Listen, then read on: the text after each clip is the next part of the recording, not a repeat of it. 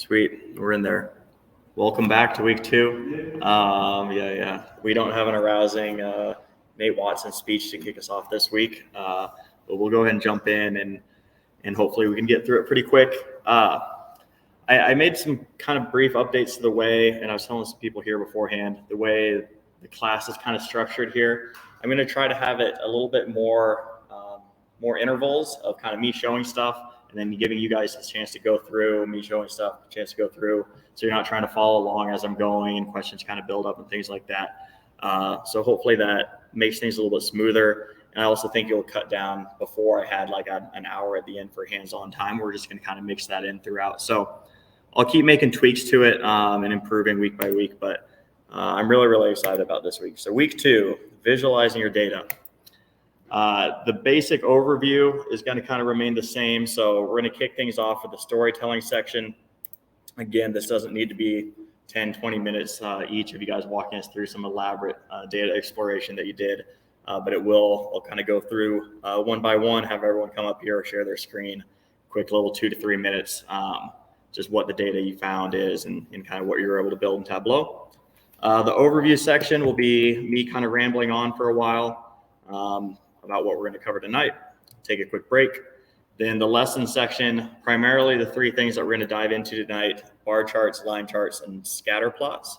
So last week we went really, really, really wide, and here's everything that you can do in Tableau, a little bit of everything.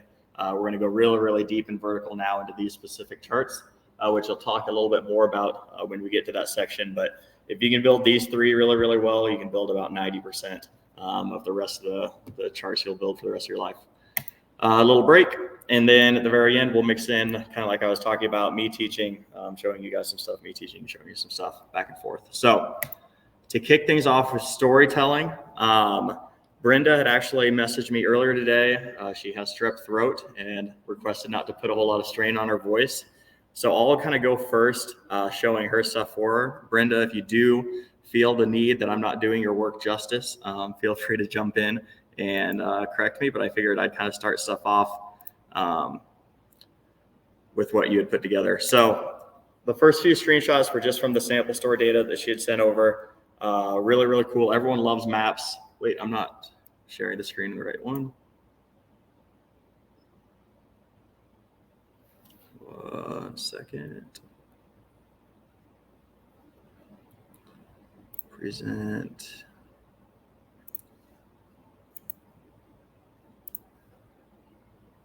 Entire screen 2. There we go.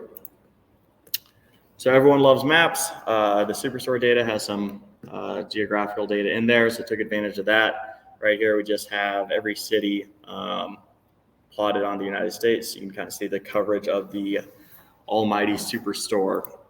Screenshot that she sent me just at the join there. We talked about these last week. We may double tap on those later on tonight. This one was cool, I thought. So we had remember we joined up on the orders data with the people so that we could see what I'm guessing are the sales people kind of for each region.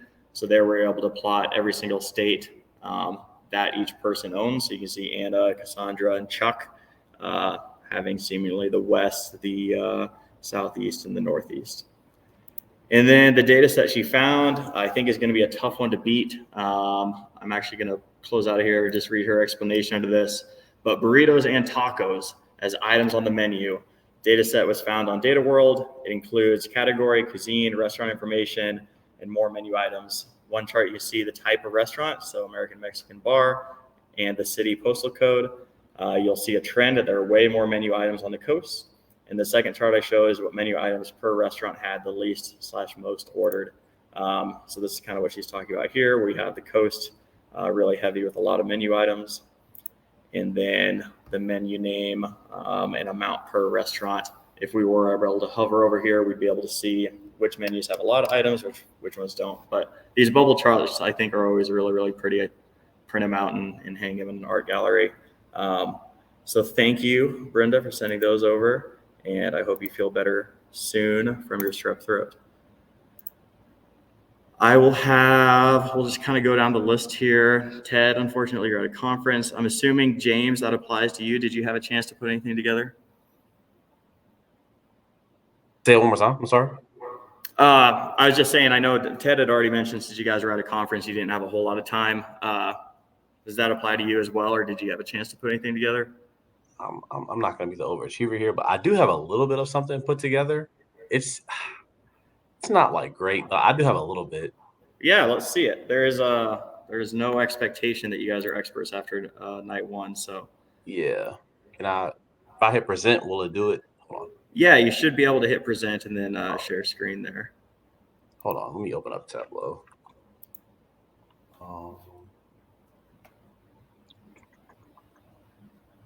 Just a second. But yeah, he's right. It's conference going on. I did it while on a break today. Here we go. Love that. Share files or video? Share screen. Okay.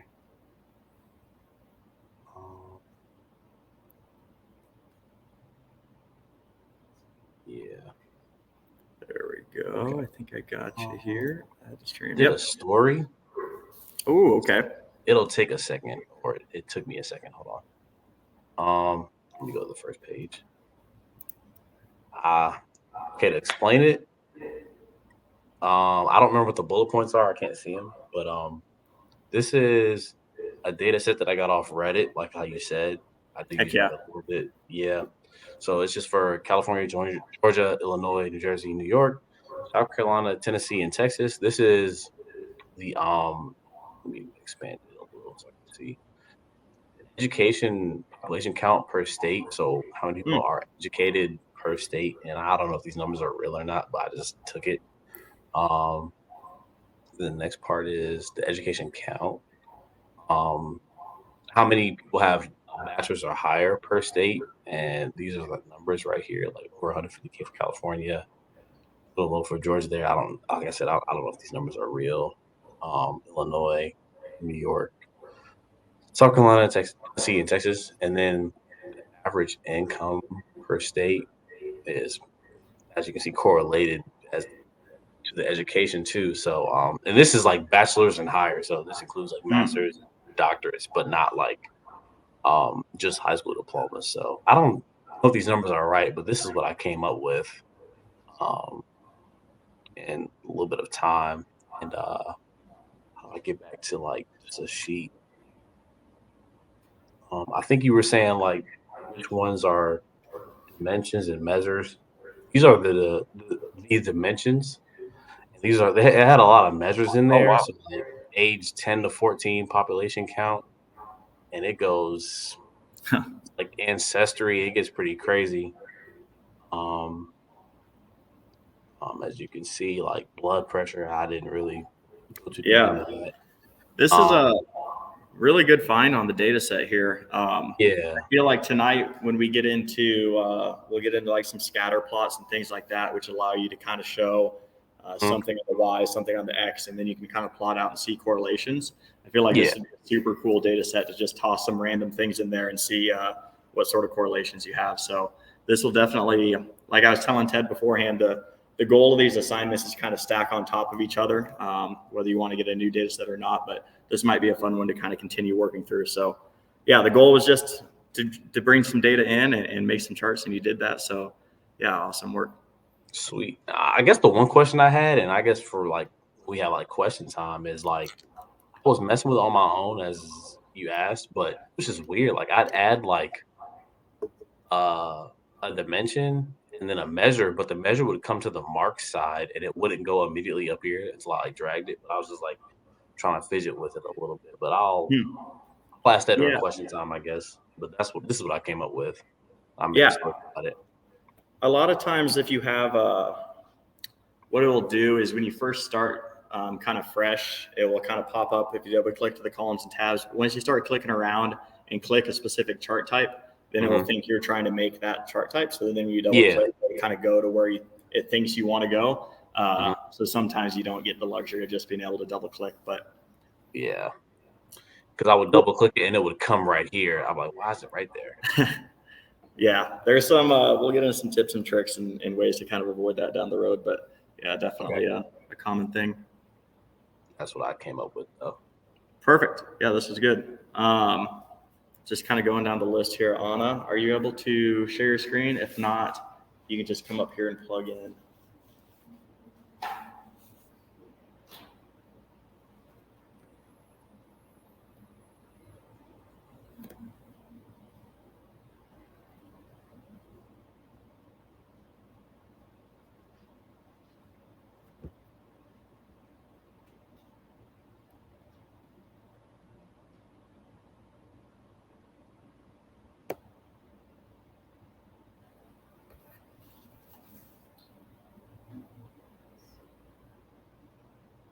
There we go.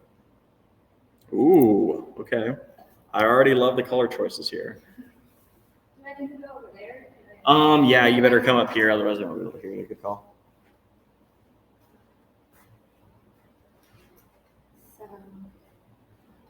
Okay, so I found the data set on Kaggle, whatever it's called. Yeah, and it's on it was a data set for like the top either 10,000 or 100,000 songs. And so I found out that Drake is apparently like the #1 for his top streamed artist. Post Malone's Sunflower was the most streamed song. And this was the top peak stream. So like the song that was streaming at its peak was Stay from Post Malone. What else? Do you know, did you say it was Spotify streams or like all streams? Spotify. Spotify, very cool. Do you know what time frame it was over? No, because I think it's inaccurate. There's a few artists that I thought should have been on it and they weren't. Right. Yeah, I need to get a little closer here. Yeah. Yeah, T Swift is a little lower. I'm a huge Swiftie, admittedly. Yeah, so I was like, I don't know from when it was because it didn't really say. It just said top like a 10,000 or 100,000 songs. Gotcha. No, yeah, this is really, really good. I love that. Yeah, you and James tossed the story. You got it in the dashboard here, so you guys are working ahead, which is awesome. I also love the kind of you chose some different colors, but still kept them consistent across the board to kind of put them all together. And the bar charts you actually did a really good job on. And we're going to get into some things tonight on how we can kind of tweak those and make them a little bit more design friendly. But this is a really, really, really good dashboard for week 1. Cool. We just want to work our way down. Charity, are you able to share screen? Which one I selected because I did it during class. Oh, okay. What was like the house market one? Rochelle, do you have anything ready? If you want, we can come back to you at the end, Charity. If you're able to share your screen.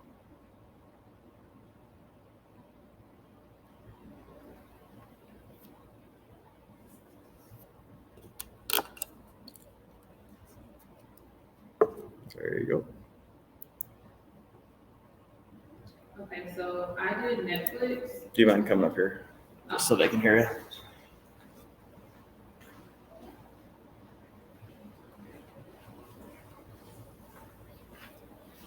Hey everybody, so I did Netflix.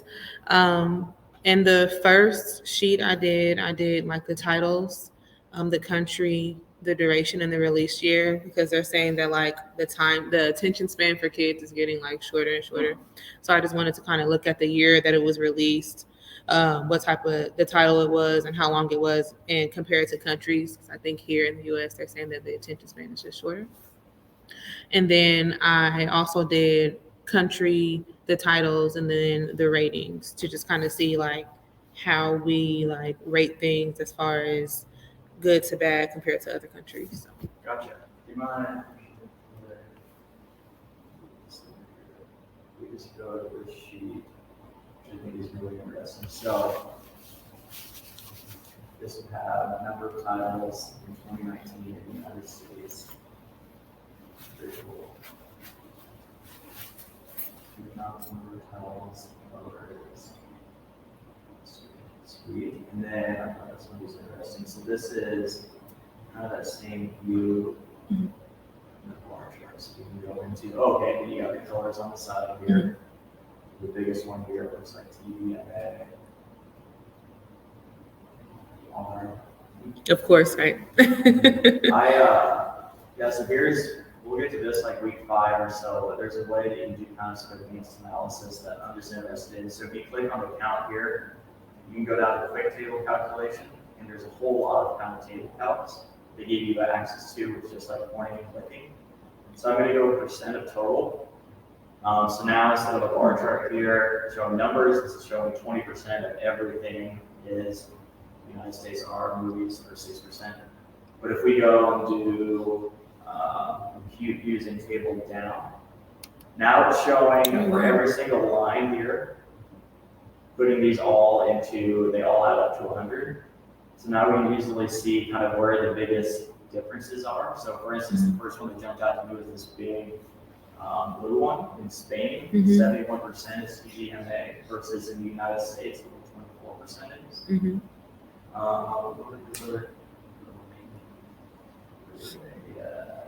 Oh yeah, entire thing. It gets a little wonky if we clear on. Count isn't super that. Yeah, that's cool. That's another great data set that I feel like as we go throughout the course, we'll be able to keep using over and over again. So nice work. Ryan, I can't remember. Were you able to share your screen? No. If not, in all honesty, based on the last ones you've just seen, that nothing close to those. I would not be able to figure one out. all right. Well, like I said, I know you said that you were able to mess around a little bit yesterday anyway. So that was the goal, was just keep the hands on. So, Charity, do you have anything you want to show? I can show you one, but I can't seem to find the link where you had us choose which one to use.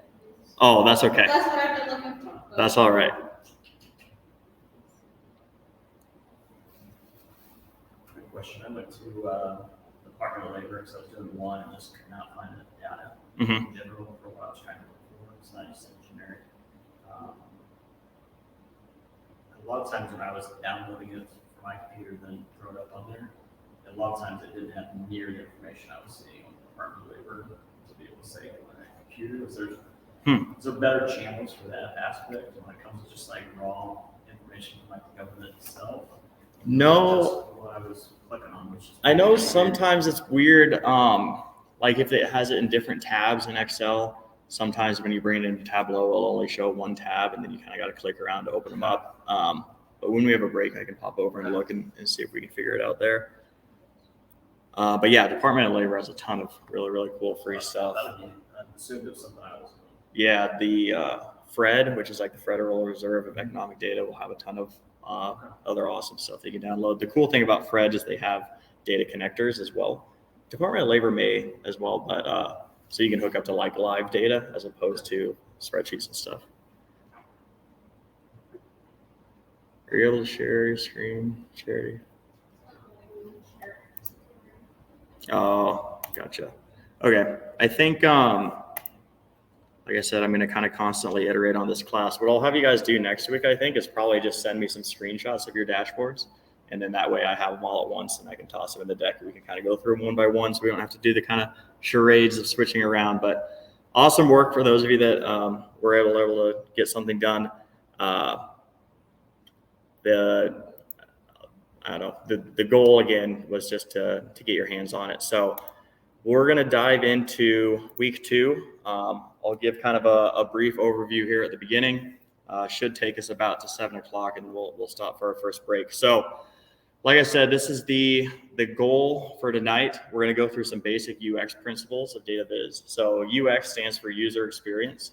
It's a relatively new field, but as you land on a web page and you think it looks like really, really nice, or you're navigating an app like Spotify has incredible UX. Anything that's like really, really intuitive, that's UX. Anytime you land on a web page or try to download a data set and something doesn't work and you get frustrated, that's bad UX. So I am not by any means a UX designer. I'm also not sharing my screen right now.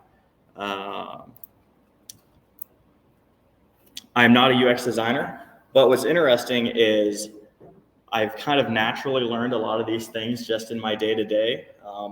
I was thinking about this last week or on Sunday when I was putting slides together of like how to validate myself to you guys. I was trying to think of like how many dashboards I've built in my career. And I think it generally is over 1,000. And so you pick up a lot of different things as you try to present something and someone doesn't understand it. Then you go back and present it a different way and they do understand it. Then you kind of learn those things. So anytime that you're presenting data, and that's why we're doing the storytelling exercise and showing it, and someone doesn't immediately click what you're trying to show, that means that you have bad UX in your dashboard. And what's interesting is you kind of have to know who you're showing it to, because if you're showing it to a bunch of data nerds or a class like this, they'll want a whole bunch of crazy complicated things and they'll want to show what's possible. And then if you try to show that to your boss or your VP, they're like, all right, how much money did we make? Why is that not shown here? So we'll get into some UX. Like I said, the main kind of meat and potatoes this night will be bar charts, line graphs, scatter plots. And then just in case, since I'm trying this new kind of format out, I have some buffer time. If we do have time, we'll get into tooltips and dashboard design. So I already kind of talked about this. Last week we went really, really wide. Tonight we're going to go incredibly deep into the kind of the main core of what is Tableau. I'd say about 90% of my time in Tableau is spent building either a bar chart, a scatter plot, or a line chart. And then what's interesting is about 90% of that time is spent making the charts look good. So I'm going to go through an example of kind of what I'm talking about here. But as you guys have seen, you can put together a line chart in Tableau in about 15 seconds. You can build a good line chart in Tableau in about 15 minutes. So once you have what you think is done, there's a lot of little tweaks you can do to make it look a lot better and improve the UX of it, which ultimately improves how people view it and improve the decisions that they can be made off of it. And it just kind of makes the world go round. So as I was putting together slides, I realized that tonight, if I were to like encapsulate the majority of my day, it's we're going to be going through tonight. So if there was ever a night to pay extra close attention, I'd say it's tonight. And then this will kind of build the concepts we learned tonight will build for the rest of the course. So time to steal. I tried putting together kind of my own slides of what I thought the best concepts were and things that I had learned. And as I went to Googling, I found this guy, Mala Deep, who has a fantastic Medium article about this book. And I actually own that book. What's up? Oh, yes, absolutely. Sorry for those in the class. Yes. So Edward Tufte is this handsome gentleman over on the left here. He wrote a book called The Visual Display of Quantitative Information, which is like Edward Tufte I would describe as the godfather, the founder of data visualization and data design. So I don't know when exactly he wrote this book. I want to say it's back in like the 60s. But I brought it we can kind of pass it around the class here. But for those of you remote, I'll kind of show the screen. So he wrote this entire book. And if you flip through it, every single kind of chart in here is hand drawn and sketched in like a little grid view map. And basically he was about 50 years early before Tableau or Power BI or Domo was invented into what makes good data visualization. So I'll set this over by the snacks or something during our break. You guys can flip through it. But we have it sitting on our desk at work and people still reference it to this day.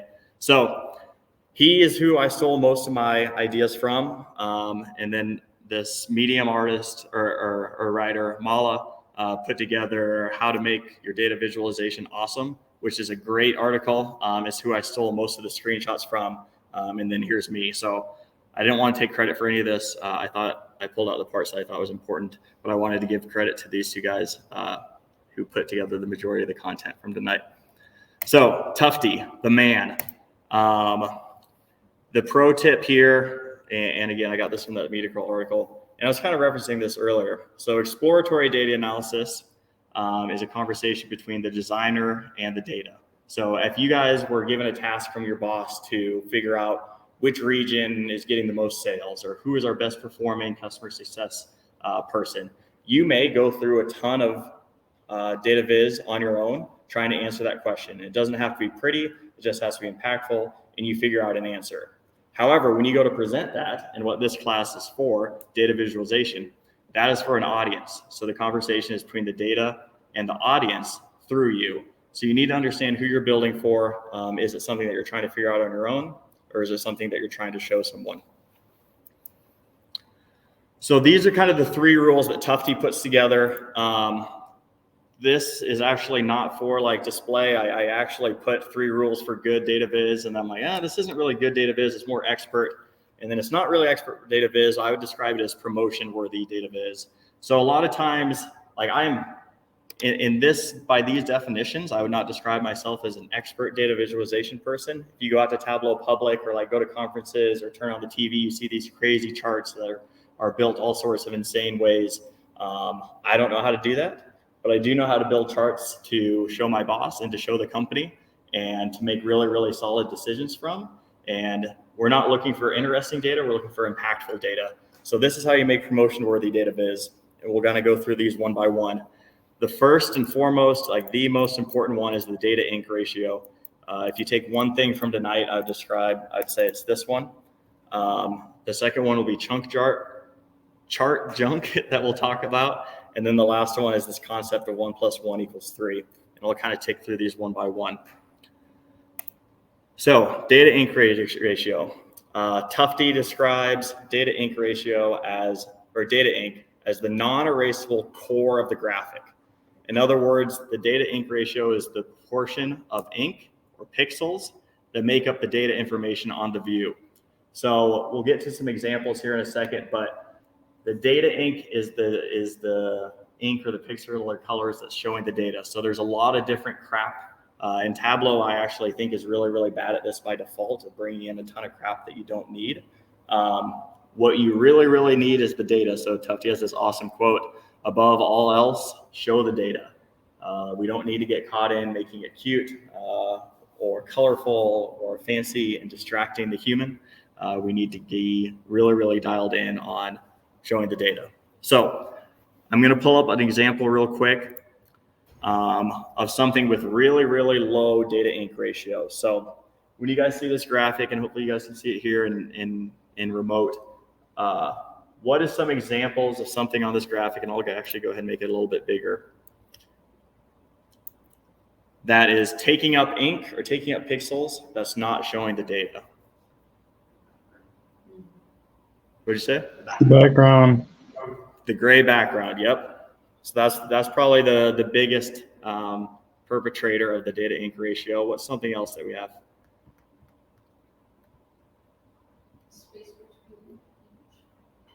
The space between each bar here. Yeah, we probably don't need to fill up the entire y-axis there.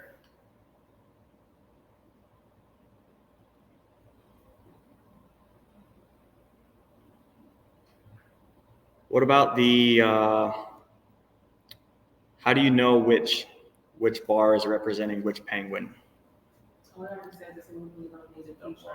Exactly, yep. It says it on the labels right here. So why do we need to make them different colors? And then why do we need this key chart right here? So I'd say those are probably the obvious ones. I'm actually going to go through a few more that I have bulleted out here. But if we want to, dive in and glance at a chart and immediately know what it's showing, there's a lot of distractions here. So this is the example of improving that chart with a high data ink ratio. So let me make this a little bigger here. So we know what the species of penguins are across the bottom here because they're labeled. We actually got rid of that horrible y-axis on the side. What we need to know is this one's 55, this one's 47, and this one's 34. So why do we need 55, 50, 45, 40, 35? They actually cut off the bottom, which I hate anyways. Another interesting one, right? Body mass is shown on the y-axis here, right? 35 grams. But at the top, it says penguin and body mass. So, and one could naturally assume that if we're showing body mass, that's what these numbers are. So we got rid of the y-axis and the label there. Another interesting one that it had is in the title. It says penguin and body mass, and then in parentheses it says grams, and then it says grams again here. So if we just put 55 grams, 47 grams, 34 grams, we don't need to have that repeated multiple times. Let's see if there's any that I missed there. Bolding. Yeah, I had it bolded on the side, but we already got rid of that. Oh, the grid lines. So this is one that I think oftentimes we were taught growing up, or that you think that you should constantly have. Grid lines have their time. If you're trying to show the difference and something is really close, you may want to see that one is slightly above it and one is slightly below it. So it's kind of on a case-by-case basis. But again, here we're just trying to show each penguin, how much do they weigh, and how do they relate to each other. So there's really no need for the unnecessary grid lines in the back that just kind of convolute this graphic. And then they also added the word species for better understanding, which is actually, yeah, so I guess before it had species over in the key, so we were gaining a little something from that. But if you just say, instead of penguin and body mass, you could just say penguin species and body mass, and makes that a little bit clearer. So is this the most beautiful chart in the world? Are they going to like show this on a billboard? No. But if you showed this to the boss, would you instantly understand what you're trying to show? Yes. So that's kind of a good example of data ink. A lot of ink being used on this one that we don't need. The only ink being used on this one is showing the data. So it has a really, really high data ink. Any questions on that? Some of those things are actually, I'd say, a little controversial in the data world, getting rid of the axis or getting rid of the grid lines. Is there anything that you guys agree with or disagree with? No, I totally agree with the redundancies that you put into these things, right? And Right. The more clarity you can bring in the most minimal way is going to convey the story, and it allows you to go further and deeper into it faster. Yeah, absolutely. That was a fantastic quote. I'm going to pull that out from the recording and toss it in my slides for next year. So after data ink is chart junk. Tufte calls chart junk the excessive and unnecessary use of graphical effects in graphs. Kill the frills and get to the point, says Tufte. I can't imagine this guy was super fun to hang out with, but he is a very, very good data visualization specialist. So what's some example of chart junk? And I don't know why the author of this Medium articles was so into penguins, but we're going to go to another penguin example here. So this one's kind of obvious, but what's the example of the chart junk here? Giant penguin right in the middle. Very cute little guy, but probably not necessary. And then what are some other things that we just learned about from Data Inc. that are potentially taking up room here? The key. Yep, the key again.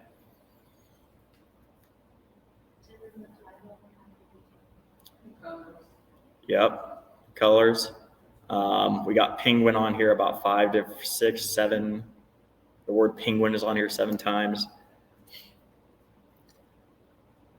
And even like outside of that, a pie chart is probably the wrong graphic here because they're not really fulfilling a thing. They're all independent, but we won't get into that. So removing the chart junk, here we go, a lot cleaner. They got rid of the giant penguin right in the middle. Same thing with the title. They removed the grams. The species, they do still have it colored to separate them in the pie chart here, but they already have, again, they put species up in the title. So then you can see they have the Gentoo species, the Adelie species, the chinstrap species.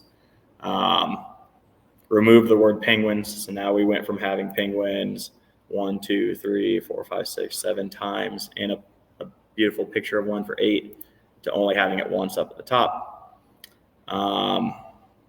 Yeah, I think that's all on there. So Data Inc., chart junk. And then the very, very last one, 1 + 1 = 3. So that same term is used in a ton of different situations. But in this specific one, he's referring to white space. So white space is an element. We can use it. White space improves the readability by ensuring that our graphics and text are clear and legible. They had this really, really cool stat that effective use of white space has been shown to improve content comprehension by up to 20%. White space helps the reader understand content better. It's one of the creative tools helping to effectively convey a message and much more. So a really, really quick example of this, I actually, as I was typing out this slide, I thought to myself, wow, this is really ugly. So let's see how we can use an example of white space, and this isn't a whole lot better. But right here, before I had this as a bullet, then I removed the bullet and put a line right between this. And the 1 + 1 = 3 concept is showing I have one element here, I have one element here, but due to white space, I actually have a hidden third element, which is right here. So we're actively using that to break up these top two bullets. And I think it conveys that top message a lot more impactful anyways, to let you know that everything underneath it is then going to be talking about why white space is an element. So Anna, I think on that very first slide I was showing, you were talking about maybe too much white space. That's kind of you can, good or bad, there's a nice little middle ground here. But yeah, we don't need to take up an entire graphic here if we can put these bars one by one together. So we're not just showing 3 bars here, but we're really showing white space bar, white space bar, white space bar, white space bar. So to have a good understanding of when those two things are useful, when you can use white space as kind of a boundary and when you can't, helps improve the layout of the design of the dashboard a ton.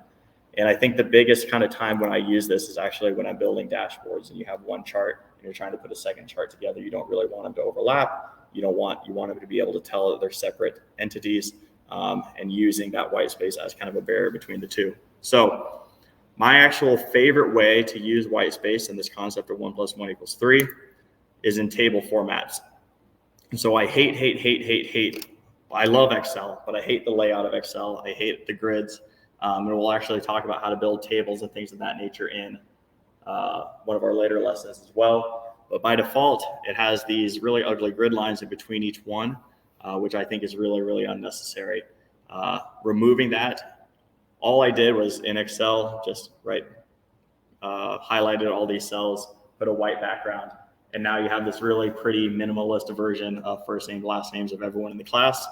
And the 1 + 1 = 3 concept would be we have the first name here, we have the last name here, 1 and 1, and then we have this white space in between letting you know that they're separated. So can you just explain why we chose to say 1 + 1 = 3? Yeah, so the thought is,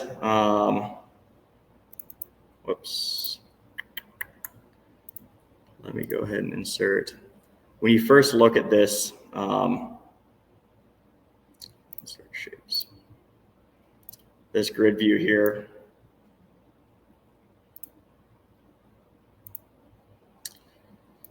You say that there's 2 elements, right? We have this first name and this last name here. So we're saying that there's 2 elements on this table. But the third element, by definition, anytime you have 2 elements, you need to have something separating them. So he's saying the white space is actually the third element between these 2, which is this kind of hidden barrier. So anytime you bring in an element and another element, just by default, you have this magical third element called white space that you need to know how to use to your advantage.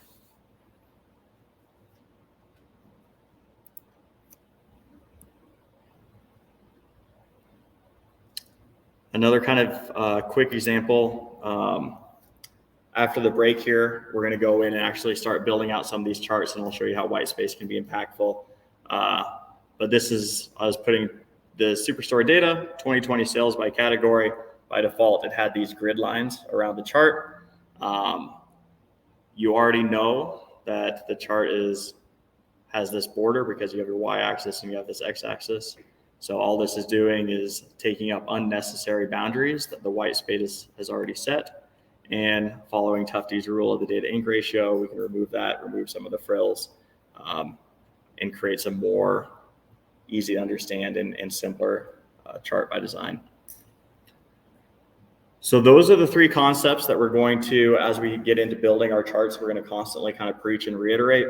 So you'll hear me say white space like 500 more times, the data ink ratio, and the chart junk. Any questions on those 3 concepts before we dive in? No, it makes sense. I think when I was looking at the one chart, I was kind of the one with the circular with the penguin. And I almost think like getting rid of everything else, including, penguin and body mass, the species on the right, And just leaving the penguin in there kind of captures your attention to pull it into that. If there was a way to just make it mass right at the top or something like that, it would just Yeah, catch our attention, right? that's actually a great call out. I'm going to go ahead and pull up this Medium article because there was, I went back and forth on including this section. But in the chart junk section, they talk about 3 different types of junk. Useful junk. So they don't convey data, but they carry useful or exciting content. Harmless junk, don't convey data, and don't help clarify the concept. So this would be like a logo or something like that. And then harmful junk, which is some examples of some of the other things we saw that just clutter it.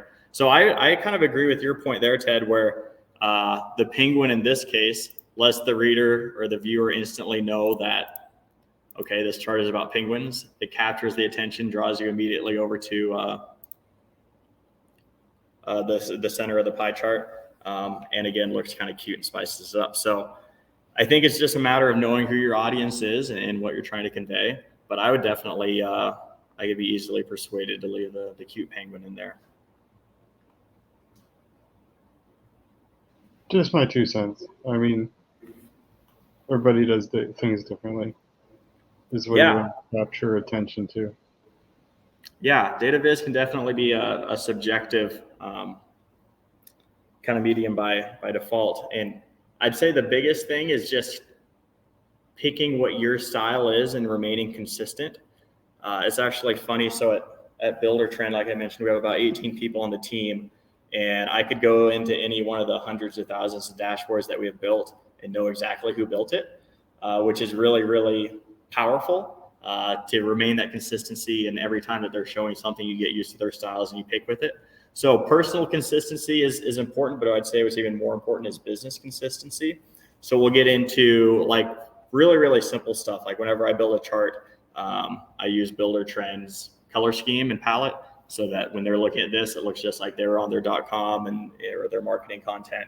But people definitely would be able to recognize a Charlie chart other than something else because you remain that consistency. So if you want to have, if your consistency is a little bit more on the playful side, which is fine, and you want to have pictures of penguins or logos in there or some, I actually really, really loved your colors earlier of like the kind of pink and purple palette. If you want to keep that consistency, I think that's really, really good.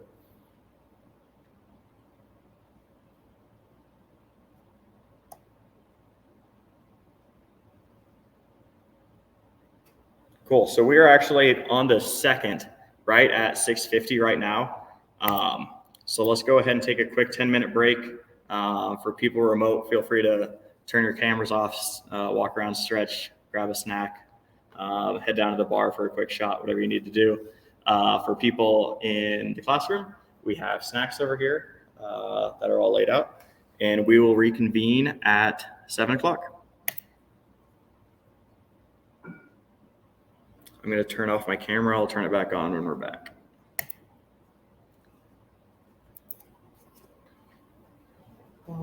There's also water in the fridge too.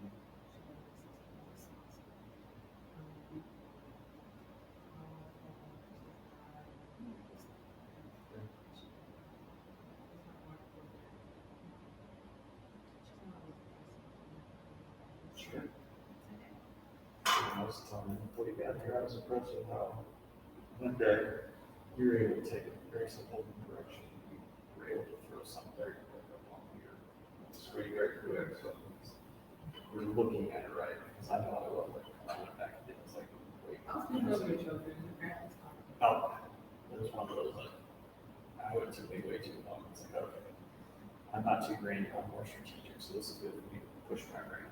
But when I have dates and charts, really tell me what I wanted to see. So that's what I'm curious about. Is breaking through this initial step way. What do we need to know? What are the proactive plans that we do for scheduling? What are the proactive problem here? What we saw these elements are happening right before, maybe we should know about those next time.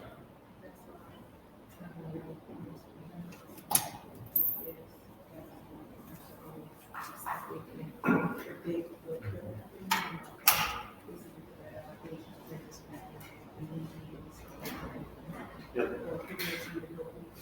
Yeah.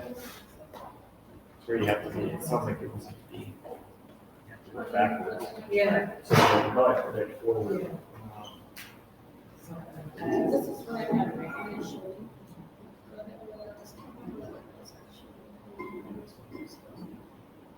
And looked up that whole team. I have never heard of there's like 1,000 employees in the tech space. No, some of them are international.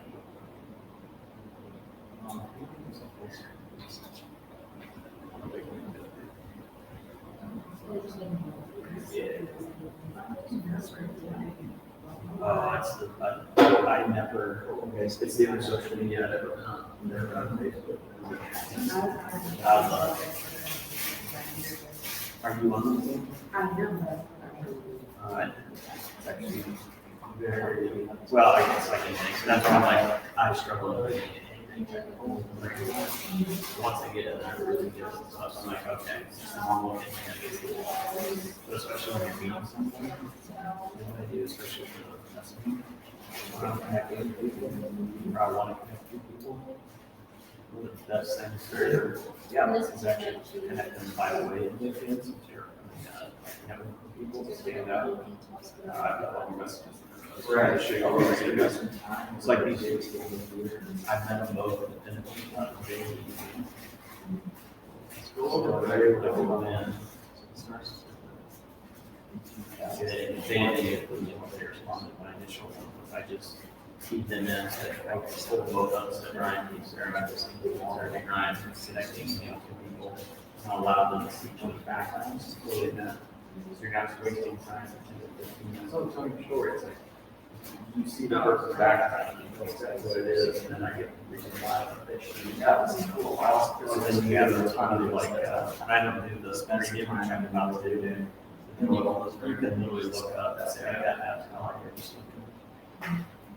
Go on the plus, and then look at all the people that are in it.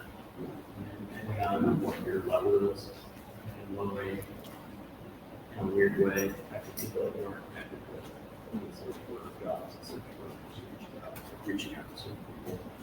But it'll let you know a lot about the companies themselves and how they who you talk to. And you just search for it based on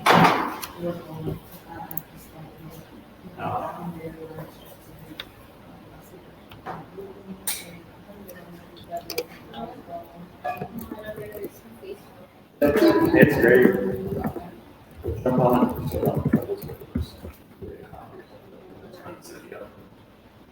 Start connecting with everybody. That's why we can jump around and start looking for connections and help.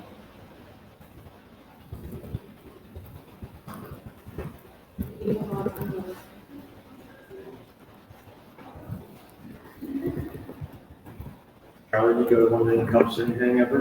Or are you pretty well locked down at Overtrend to not go to any type of things?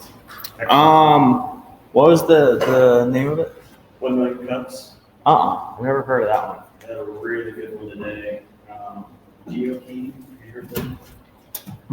Literally, where I've been going for like 4 years now, and it was easily the best presentation ever. I even told him that these are the best one I've seen. Like he's already built out a national team, like from board of directors in a way. Tell he's done like a franchise thing, but really utilizing geo capabilities of phones with the authentication of the person itself to then unlock for like commercial side for like developers. So that they're not having to buy $800 handles. Like they got in the hardware business for their software company. Right. So they just skinny up the hardware, which is where everyone in their company access codes like Right. whatever. Key fobs. That's where they make their money. So he made that like super skinny, doesn't care because he wants the software as a service component. Right. So he's going and just running like crazy, but he's already got. So they sell, it's a hardware.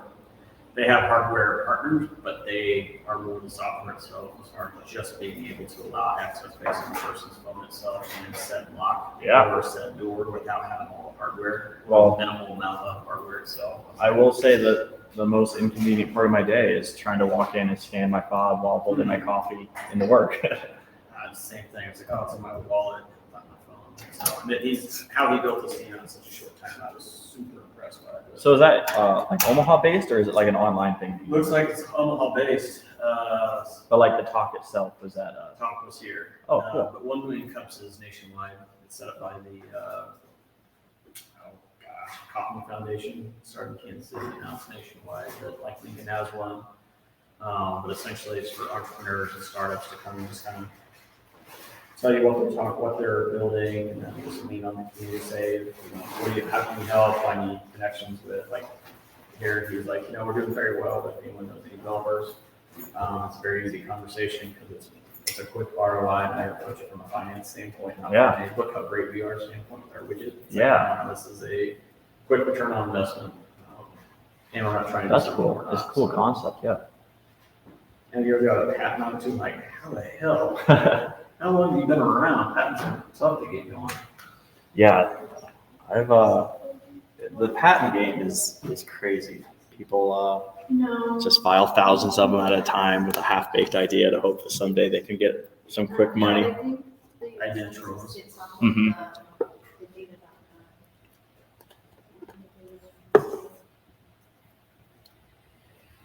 I just reached out to him LinkedIn too.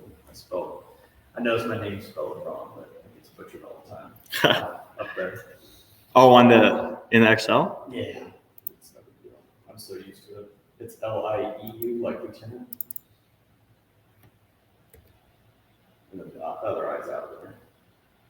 To be fair, I copied and pasted this from a list that Nate sent me. Yeah. So. No worries.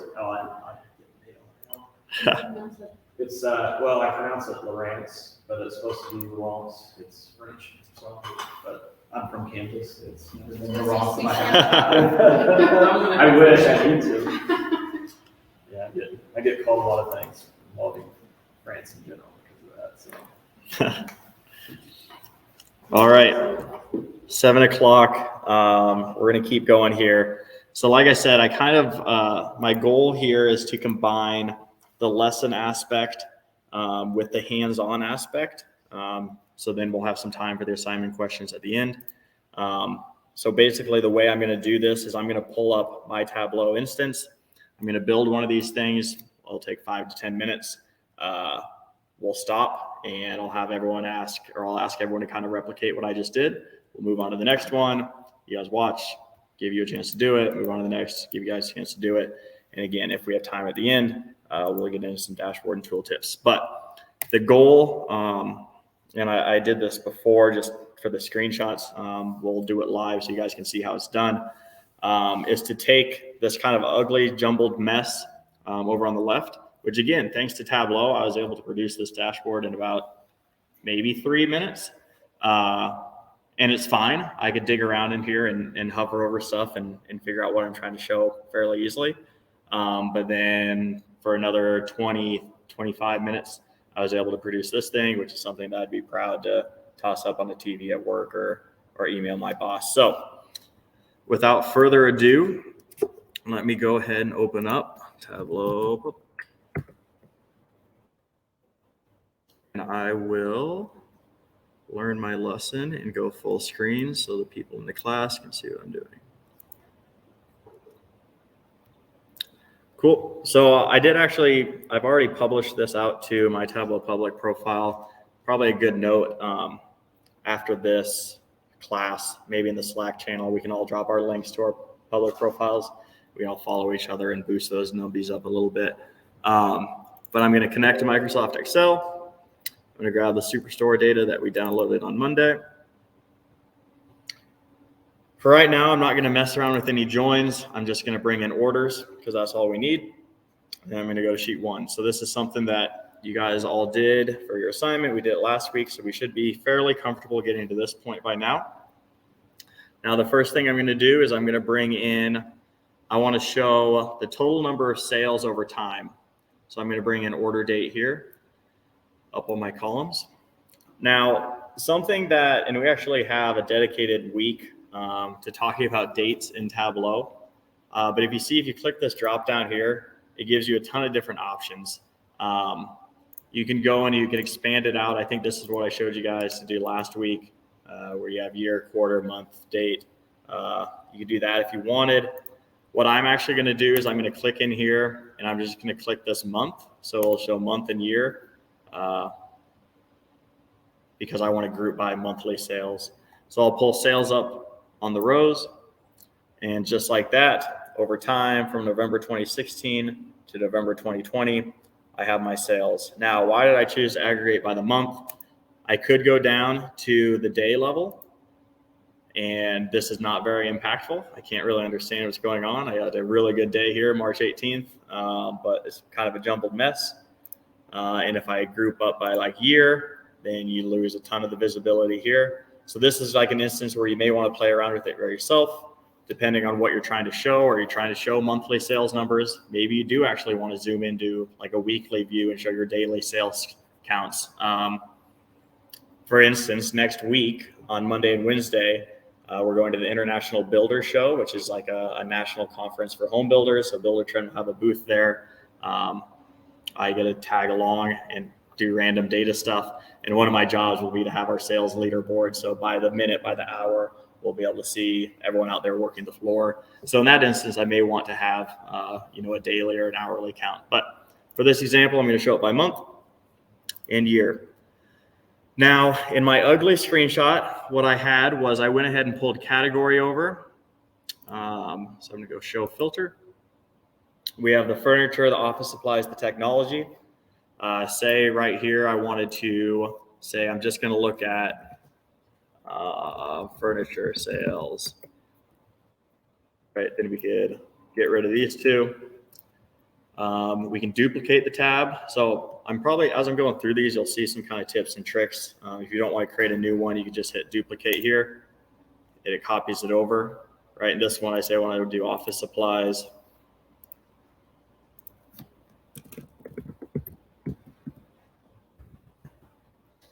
And then we'll duplicate it one more time.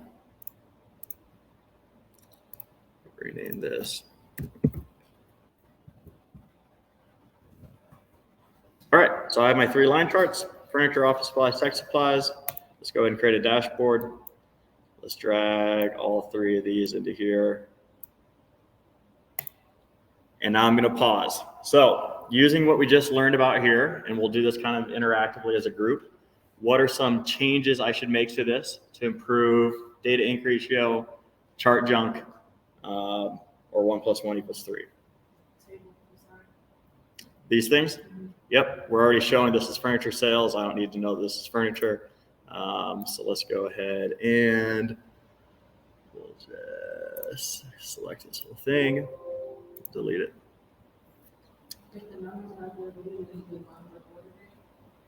Yeah, that's a good,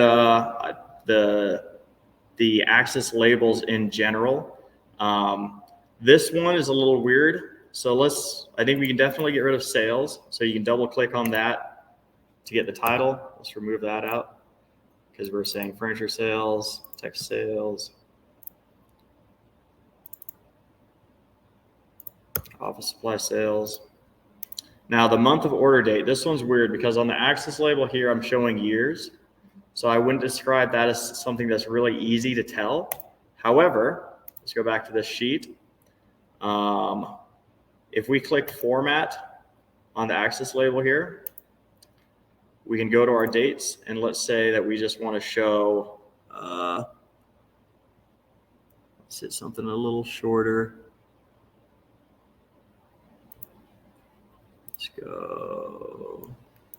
You can go to custom, yeah, month, year, year. What was that?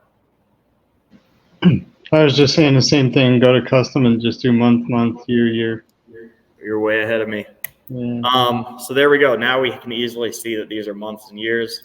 So now we can go ahead and click on this and remove.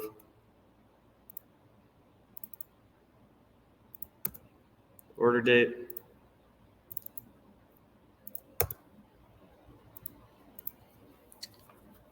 All right. And yeah, we'd want to do the same thing here.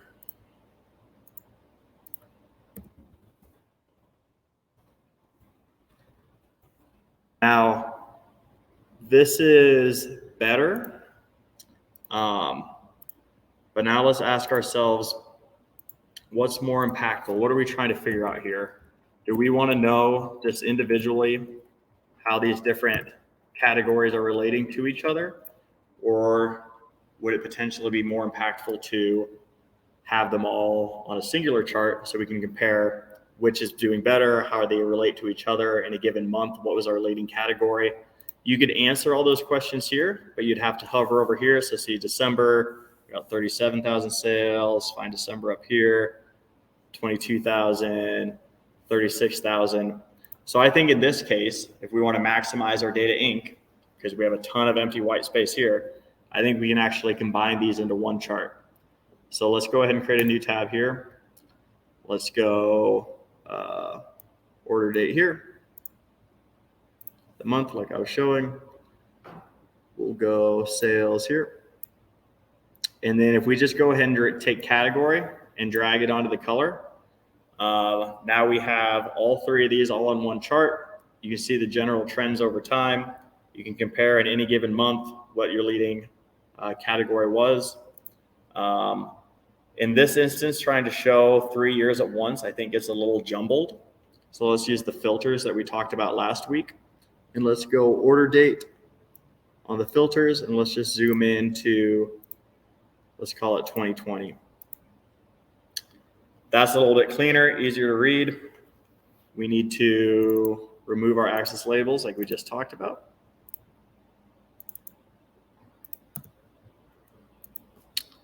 So another thing that, let's see, redo this again.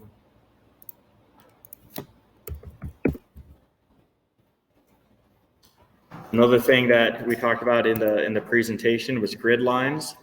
So if you right click in here, you get this little format tab, which I've been messing around with over here. You can click on the grid line section, rows, remove grid lines. So when we're displaying up there, I don't even know you guys could see it, but we removed them.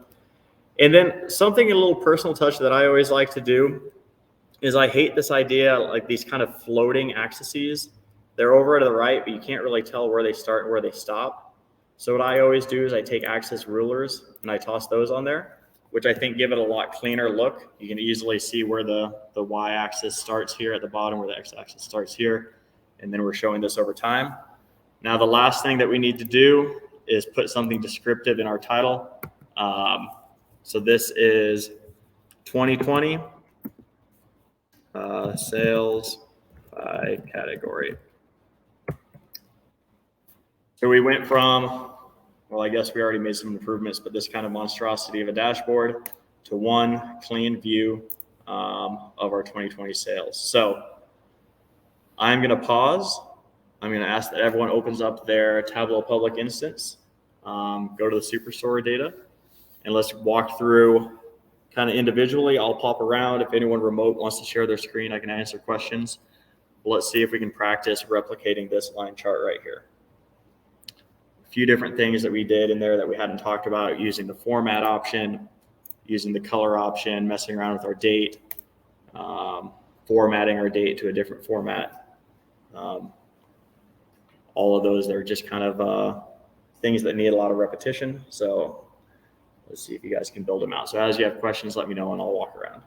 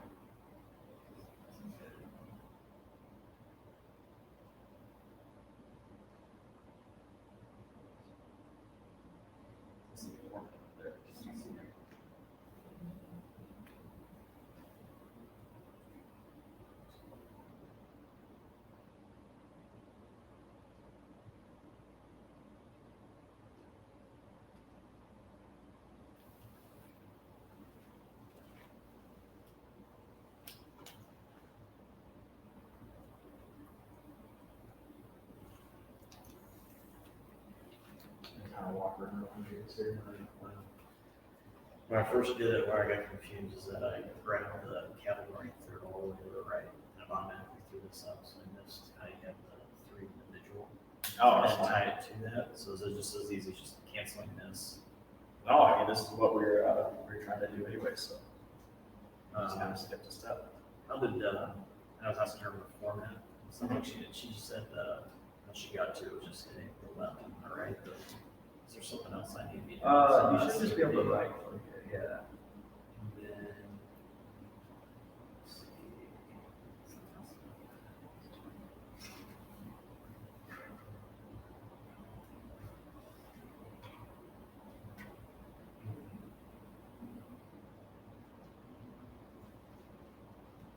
You know, this is a little different. It might be the data source. In the beginning, I think I moved over just the orders themselves.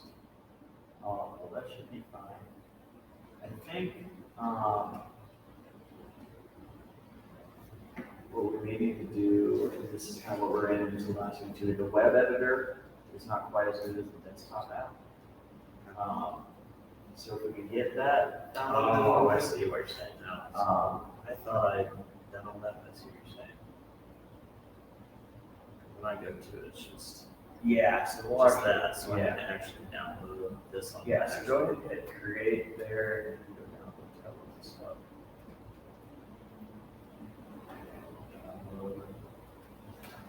And then sign in.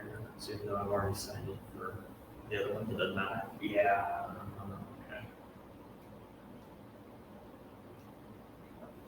Okay. You can go through that, and once it gets downloaded, Just the orders in there? yep, just correct.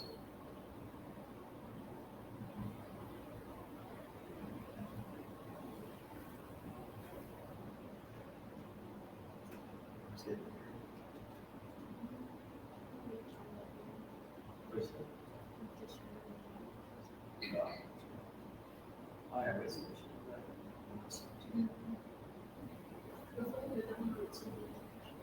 I think, go ahead and pull it up. Go ahead and-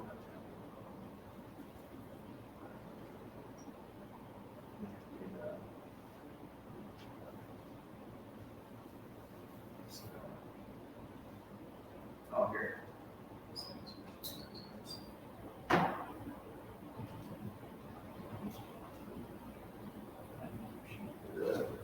How do I set these?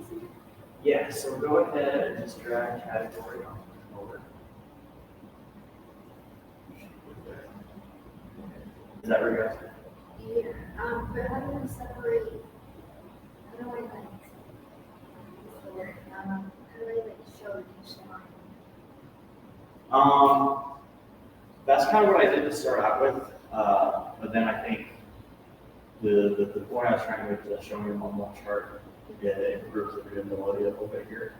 So if you wanted them, like each line here, what I actually did was toss this on as a filter, and then I just had one filter to furniture. I created it with one. I changed this one.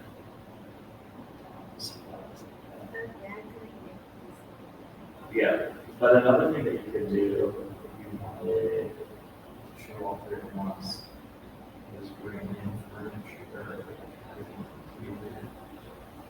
on the rows, and then it brings out three separate ones. Change this to. I just clicked on one right there.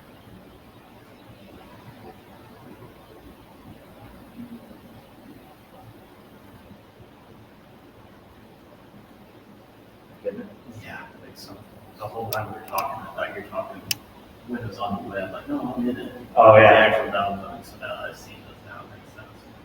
That actually explains why a lot of things I was trying to do, like, Yeah, so I went back to the video too, I'm like, wait a second, I'm not seeing that at all, I'm obviously messing everything up, so. yeah, the web editor is nice in like in a pinch where you don't want to like re-download your thing and then re-upload it. You want to make some quick edits, but it's I like just somewhere already to saw start. everything you got here to do, so it's like, okay. And then sign in now again. Yeah. Oh. That's.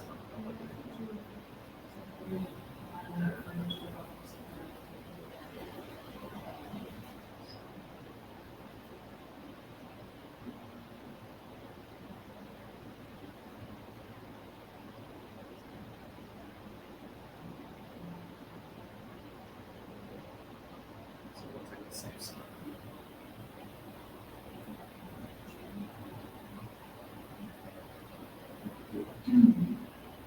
Sounds weird. Yeah.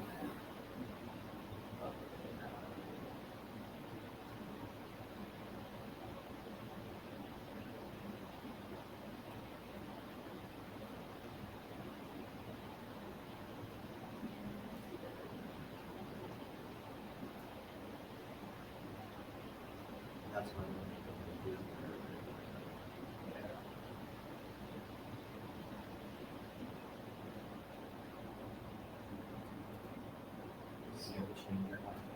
Yeah, like the coffee.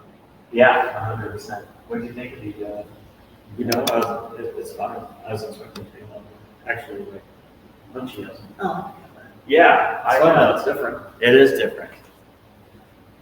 One of my clients is Yeah. Philippines roast coffee, and they do phenomenal job.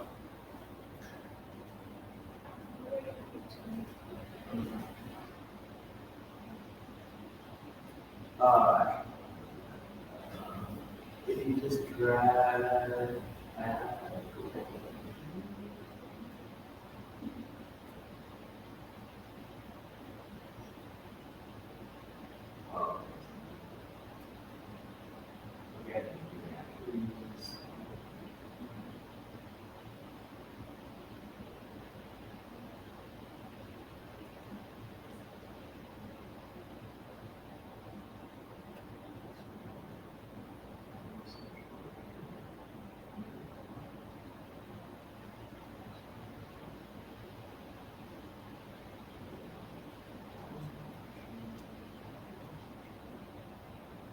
Oh, this is.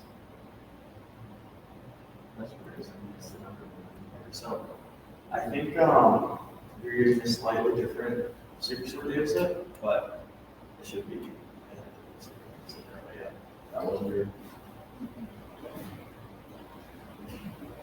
Okay, so you get it on that first. And it should be pretty easy now. I see sign 20 times. Yeah.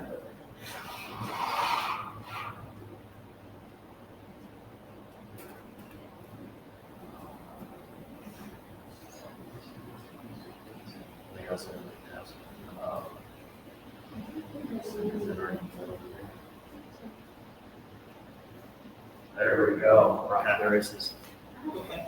Yeah, 1 second here. Remote people, I'm walking around and helping out the people in the classroom. If there's anyone that has a question remotely, we can share your screen and I can dive in and answer some questions there as well. Yeah, when you have a minute. Yeah, go ahead. Oops. Bear with me. I'm gonna share.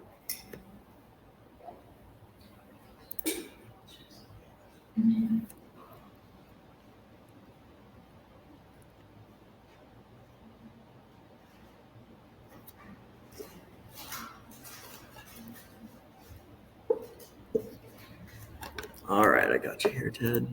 Thanks. So I'm botching this up a bit.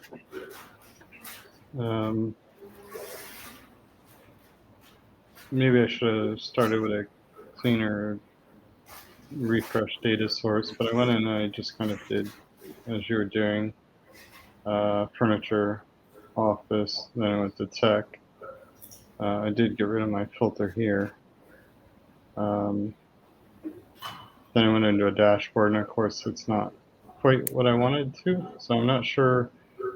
I'm trying to remember the next steps. Yeah, so let's go ahead and go to any of those. Really, yeah, I was just trying to show how to build them out individually at first, but let's go ahead and drag that categories off the filters and onto the colors. That's the ticket. Yeah. Yep. So there we got it broken out there. Then you can edit with those or format the grid lines off and the axis rulers and things like that. Yeah. So Okay. go ahead and right click just anywhere on the screen on your main chart and then click format. Then at the very top, click those kind of 3 lines on the right. Sorry, There it there's is. a lot of lines. Then you can go, yep, none there, perfect. And then go down to axis rulers and just click let's click the black color in the kind of color palette. See? There you go. Great. And then we added a filter for year, I think. Yep. So on the order date.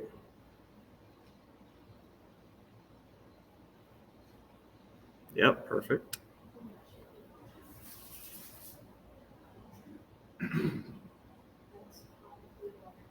So out of curiosity, if I wanted to overlay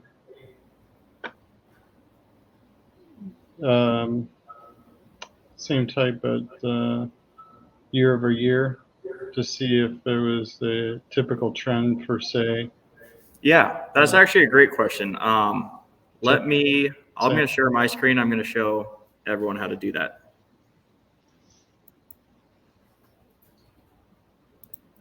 So Ted just asked a really good question. Say you show this to your boss and he's like, well, that's great. Looks like we had a great month in 2020 or in November, 50,000 sales in our technology division. What did we do in 2019? Well, now there's a couple different ways you can do this, right? We can go, let's show the filter. We could just like click around and show, well, here's where we're at in 2019. It looks like in November, we were at 27,000, but that's not very efficient, right? So after talking to your boss, you realize what they really want to show is the year over year stuff. So what we're going to do is we're going to bring order date over to the rows, and let's make that. So now you can see each row is 2017, 2018, 2019, 2020. Okay, so we're getting closer. However, now the fact that we have month and year on our y-axis is causing it to be separate, right? We have 2017 here because that's our x-axis, then we have 2018 here. So we can't really compare them. So let's just change this to get rid of, instead of month and year, right? May 2015, let's just select on May. So now we're getting closer. We have 2017, 2018, 2019, 2020, but we're still showing all 3 kind of categories here in a singular row. So let's take the categories, let's group by that, and then let's take year and toss that onto color.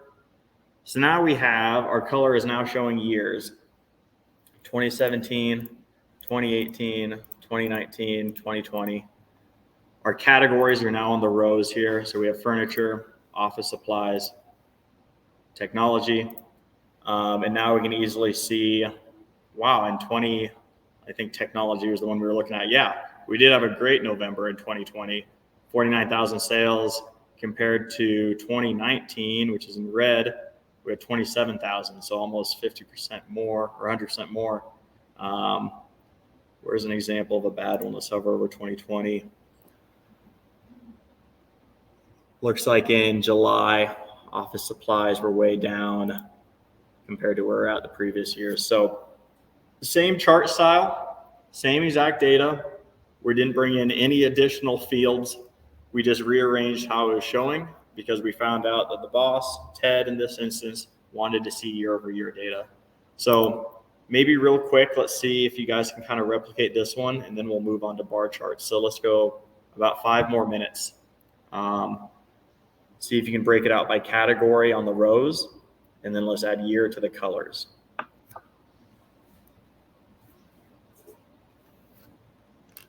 Rochelle, did you still have a question?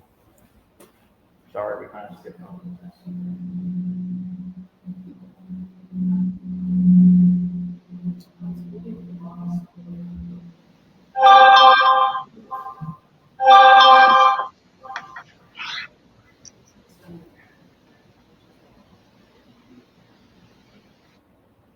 Yeah, actually. So which is not bad, but I don't have the view of Yeah. it. So just click on order date, right? And So the order date that you just clicked on, yeah. So I'll pop it over there. But if you want to change this axis, go ahead and right click anywhere on the axis there. Yeah. And then format. And then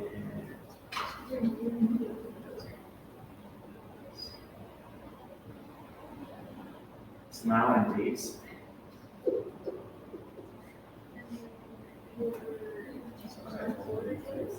So the right one to do is right here. And then month, see it.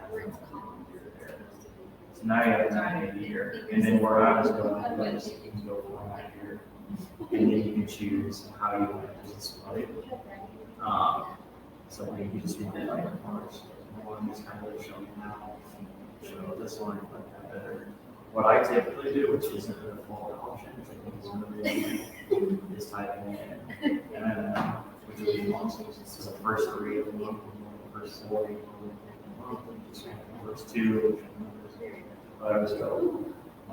So and then you can go your So that's like, I don't know why that's not a default option. That's my favorite. It's really good to see. and then how are you able to, is it over here by the date set? How are you able to narrow it down to 2020, which is all shared these months? Yeah, so what I did, so right now, you have month, year on your order date, which is what you're trying to do here. Let's just change that to year.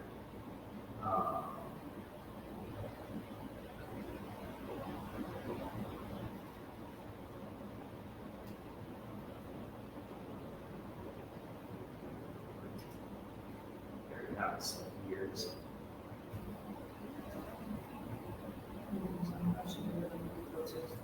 Okay, so that's what you did the first time, and then I will just go right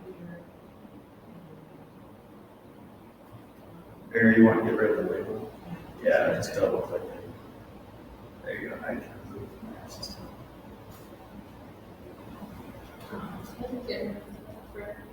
Oh, wait, right click. And format. And then the rows are that one over there. And then it's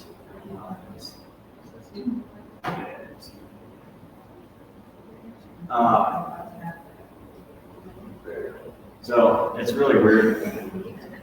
Oh yeah. And you guys already got yours. You made it look so easy. So I'm stressing out. I know. So when you do it, that's what I do. I was close. go to, yep. Yeah. Go and drag it. over.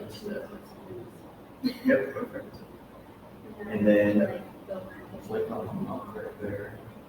Because right now that's selected month and year.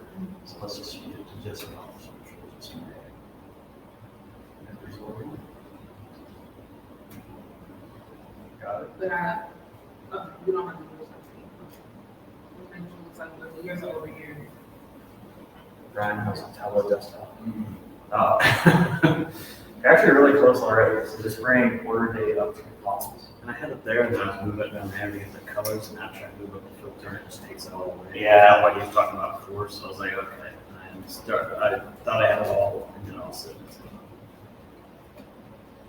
it goes to here. Oh, like that.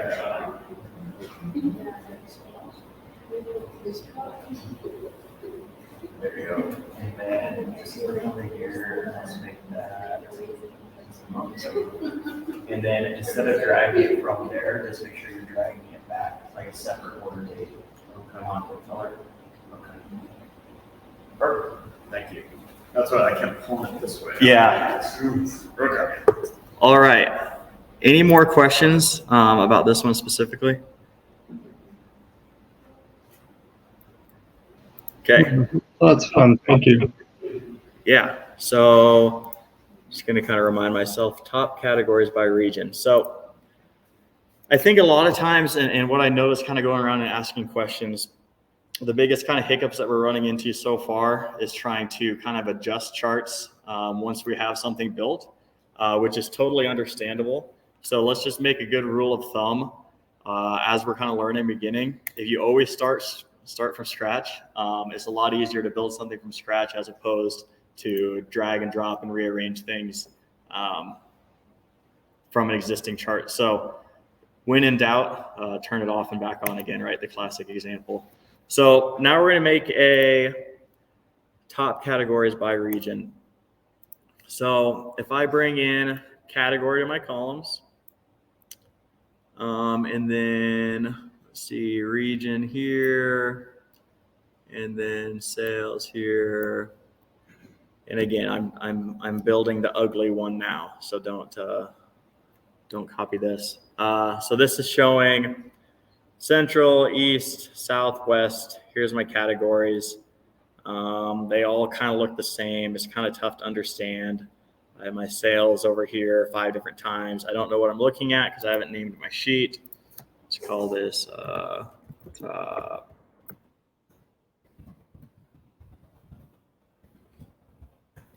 categories by region. So in each region, right, this is what I want to know, top categories by region. So we want to group by region, which is great. And then I'm wanting to show the top categories here. But how can we get this? Let me look back at my example. What am I trying to show? Okay, so let's bring this into a singular chart. So again, instead of 4 charts, instead of 3 charts like we had before, let's see if we can get the data ink ratio down and combine them into one. So let's bring this up here maybe. Okay, now it's all on one axis, which I like. But I'm wanting to show top categories by region, and it's kind of confusing going central, east, southwest, central, east. So let's drag this on this side. So now I have my central region, east region, south region, west region. However, I don't love having, let's go ahead and fit entire view. I have furniture on here 4 different times, office supplies 4 different times. So if I go ahead and bring category over on colors, now I have actually 5 times, right? Because I'm showing it all up here and over on the left. But I can get rid of this. So if I right click and go show header, it removes that. And now I can easily see technology. Here we are. They're the red ones, office supplies. They're the orange ones, furniture. They're the blue ones. It's only on there once. It's grouped by region, which I really like. And I can easily see technology is my top category here, top category here, top category. Is it across the board? 25, 25. So it looks like furniture is a little higher. However, what I just had to do there, right, is like these two look like they're the same height. I had to go into the hover. The grid lines don't help me at all. I can't see them. So let's take sum of sales and let's put this on the label here. Now, if I have it on the label, I no longer need this axis. So as you'll soon learn about me, axes I think are the enemy. We'll remove that. So I removed the header down below. I removed the header here. Now let's just clean this up a little bit. So we'll go format again, hit my lines, hit rows, remove the grid lines. And then I love my column rulers. So it doesn't look like the bars are just floating on air. See the difference there? Where does it start? Where does it begin? Now they clearly sit on something.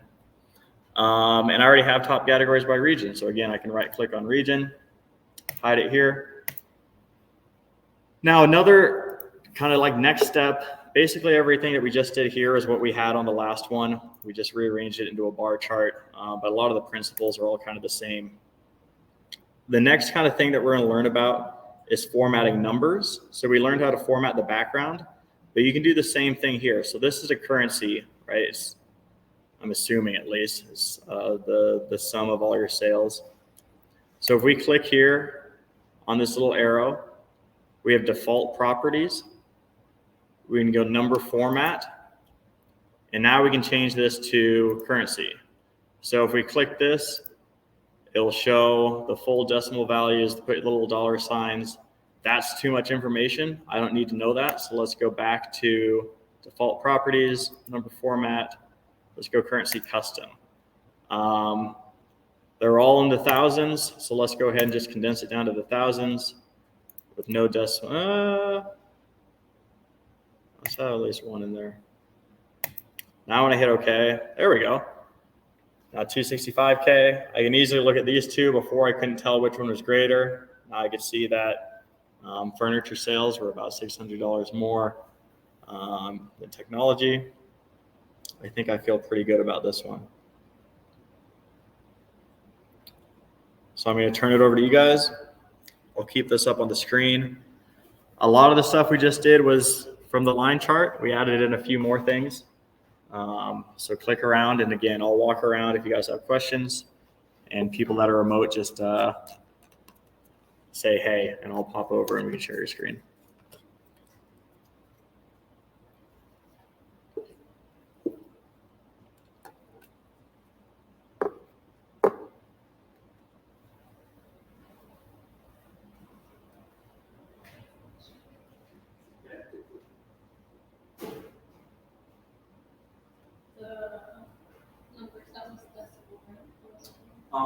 Actually go to default properties and then go to number format.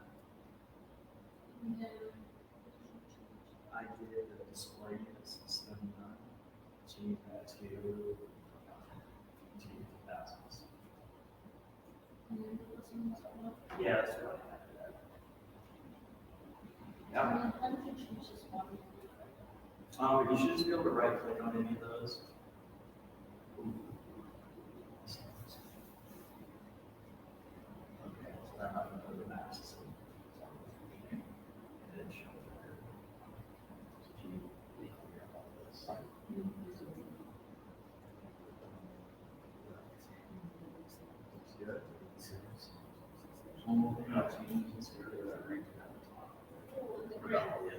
Yeah, and the grid lines on software.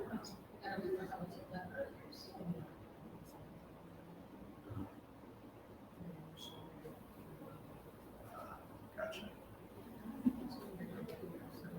Yeah, so I clicked on the standard there and go and hit entire view.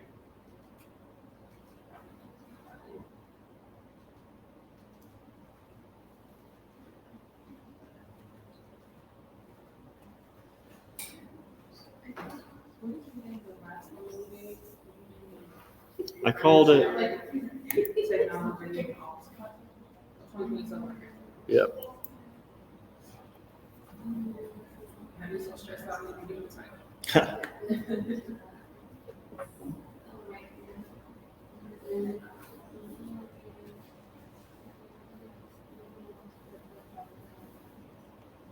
Especially when you're just present like that and you get like super excited and you're like thinking about things stuff. Yeah, I do. I definitely do. Then when you show the numbers, Oh yeah. But I will say I've had plenty of the opposite expressions too. But there's nothing worse than like building a dashboard that you think is really cool and popping it up and everyone going, "What am I looking at here?" Yeah. Exactly.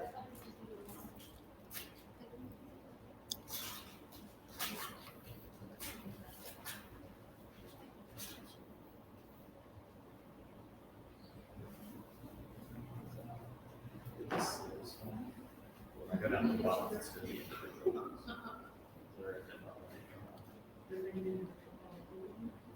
I did it just. Oh, okay. I was gonna just leave it down one. So. Anyone remote have anything issues that they're running into? I do. Just slow. Was that James? Did you say that you do? Yeah. Yeah, go ahead and share your screen here. I don't want everybody to see the don't look on my face, but here we go. Oh, that, yeah. I promise. I don't know if you guys can hear me as I'm walking around, but everyone in the class room is asking questions. I think everyone's asked at least 3 or 4. So you're not. I promise you're not the only one. I seen you do it. I'm like, oh, okay, it looks easy. But when I try to do it by myself, it's like in Chinese. How do I get rid of the X and Y axis? Yeah. So go ahead and just right click on the Y axis anywhere in there. Oh. and then you should have an option to show header and remove that. Oh, yeah. And then the same thing on the bottom. Yep. And then to add the line at the bottom.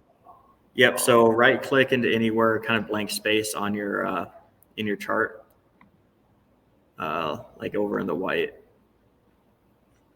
Yeah. And then hit format.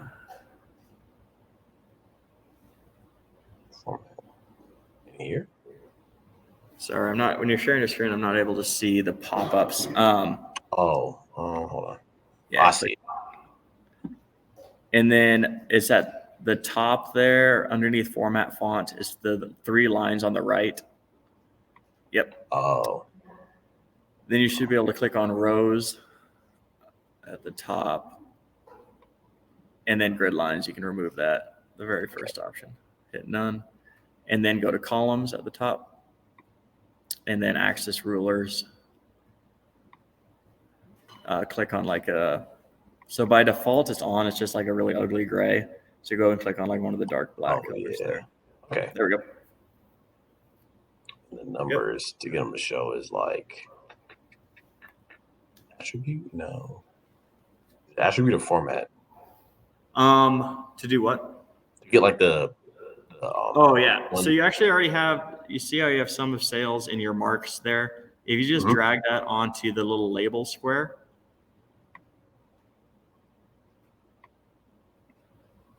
Oh, okay. There we go. Easy. Now on the left, you're still in the format tab. So hit the little X in the top right. Now we're back to our data. Right click on the sales measure there. Sorry, over on the to the left. Oh. And then it should be default properties and then number format. There you go. Now hit currency custom. Or go ahead and do the custom. Yep. Because then we can go display units and let's choose the thousands.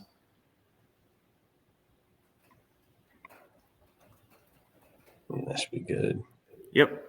Yeah, okay. Boom. And then last thing, right click where it says region at the top there. Sorry, on your chart itself.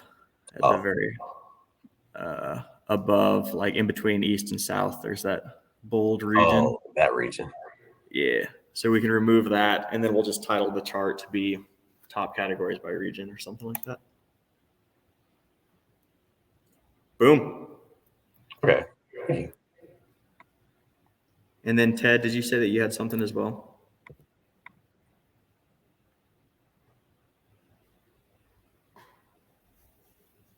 No, I was just slowing everybody, so I'm catching up. Okay.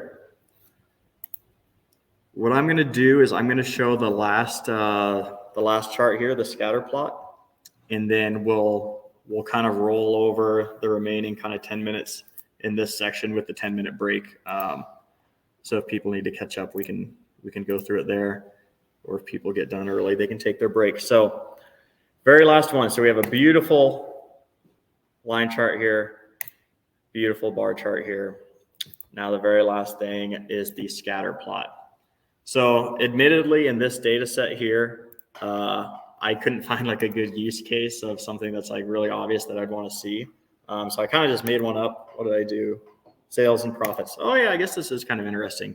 So everything that we've done up to this point, we've always drug a dimension up, right? Which groups it. And then we drag one of these measures up and then that's what shows it. Scatter plots are actually weird. And actually, if you go over here and hover over, do we have a scatter plot option?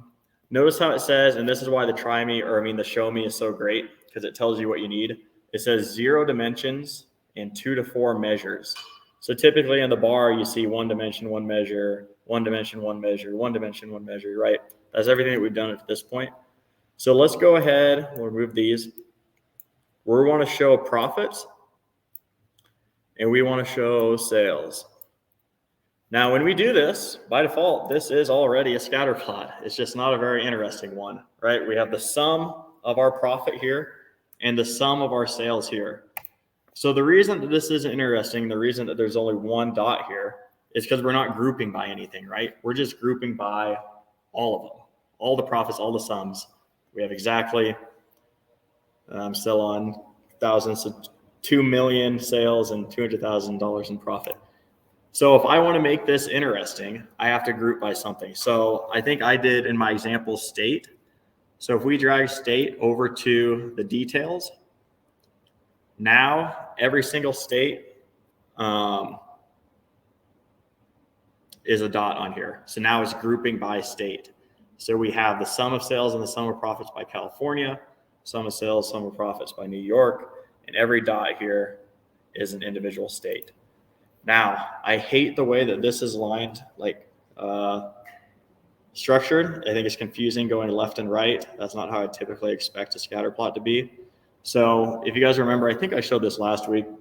If you ever mess up and you want to switch these around, you can just click this little button and it swaps the rows and columns.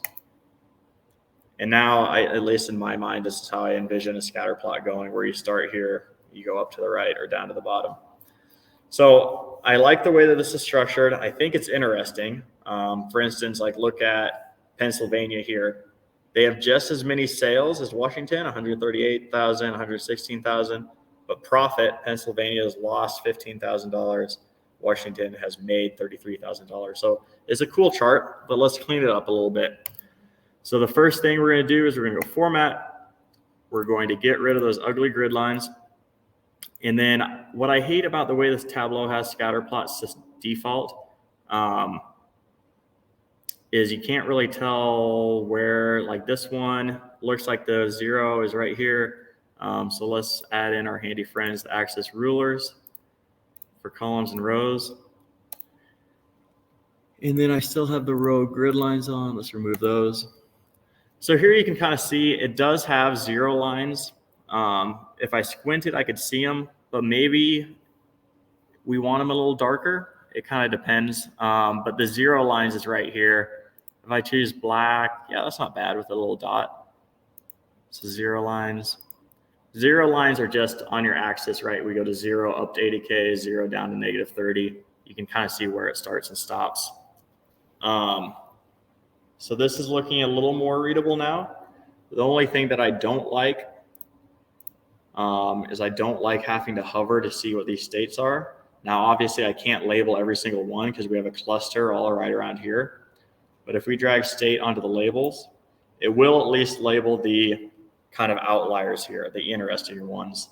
We can see everyone that goes down below, everyone that goes up high, New York and California. Then if I want to dive in deeper, I can hover over here.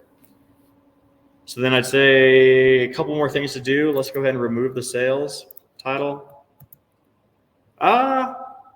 Actually, should we do this or not? If we rename this sales versus profits, what's wrong if I remove these like we've done on every single one?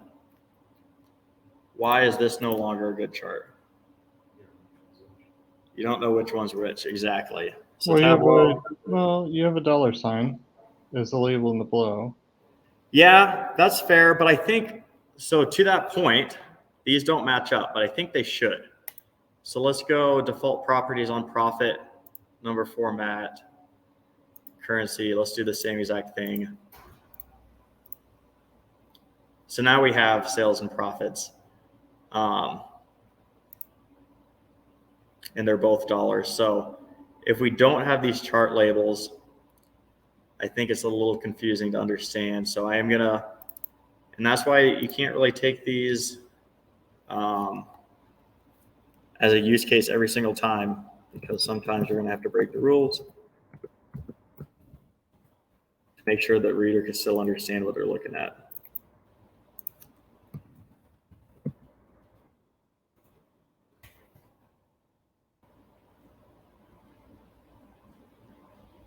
Yeah, I think that looks good. What do you guys think?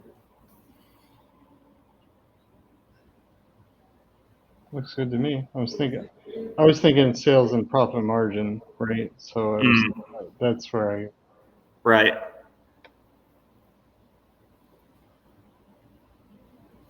Yeah, admittedly, I don't know. Without knowing exactly what this data is, it could be. I was actually thinking maybe sales is like quantity of sales. and profits is the dollar amount.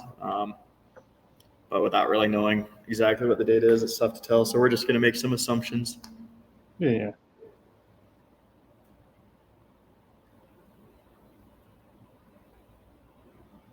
Why did you put the sales on detail again? State on detail. I mean, excuse me, stay on detail. Yeah, because for scatter plots to work, it needs something to group by. So if we don't have anything on detail, it'll just sum all the sales and all the profits just together. So if we toss like category on details, now we have 3 dots, right? Because there's 3 categories. It's grouping by category. If we toss product name on here, we're going to get 1,000,000. And here's all the different product names. So I just chose to show state. But pulling in remember the dimensions and measures, pulling in a dimension means that it will group by that value.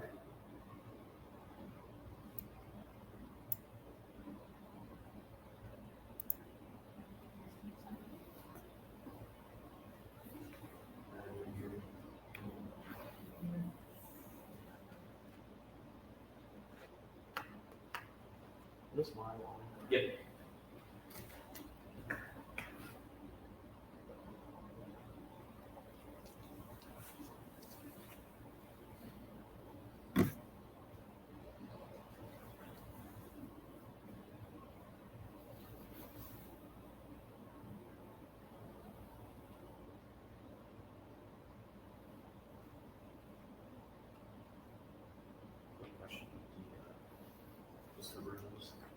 Mm-hmm. Must have missed the actual name here. So on access colors. Is that what you're doing? Yeah. So it's confusing because by default they're all just that really light gray. So actually what we're doing is changing the color to something darker. Okay. Then they pop up. Okay. Yeah, because if you click around these, it changes, but it's so light that you can't tell. I must have missed you saying that. That was driving me nuts. Yeah. Thank you.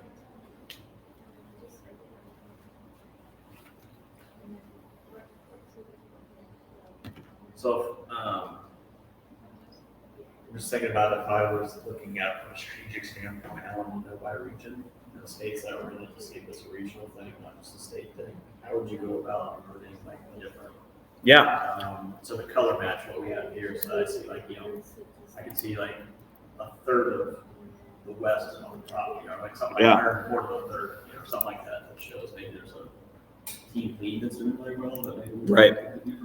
So the question was, if we want to stick with the same kind of trend that we had by breaking everything out by region, perhaps there's some, I guess we don't have anything by region here, but by the last one, perhaps there's some correlation going on with the type of region that's happening in the sales and profits. So I think there's a couple different ways that we could do this. The first thing that would pop in my mind is let's just change it to be by color. So let's take region and drag that on the color here. And now we can see, here's all our central ones. Here's all our east. Here's all our south. Here's all our west.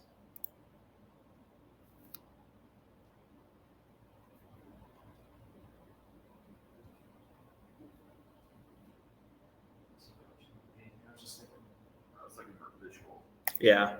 Well, that's what's difficult about fake data, is there's oftentimes not the actual trends that you would expect to see. Yeah. I think a lot of this stuff is just randomized. But yeah, that's one way that you could do it. You could also, if you wanted to remove it from the same chart, maybe let's take region and drag it onto sales. Yeah, let's also get region over the color. So now we have individual charts, which I don't love the way it looks.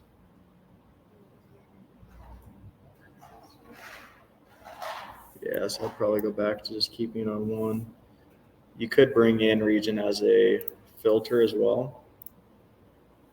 Then that way you can keep it all on one chart, but you can filter down to central versus east versus south.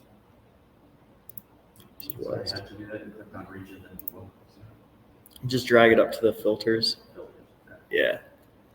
And something I've been doing is you can actually kind of cheat through having to drag it up there. If you just click the arrow, there's a little show filter button.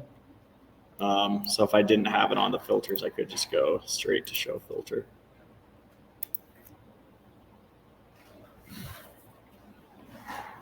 You guys get it all right?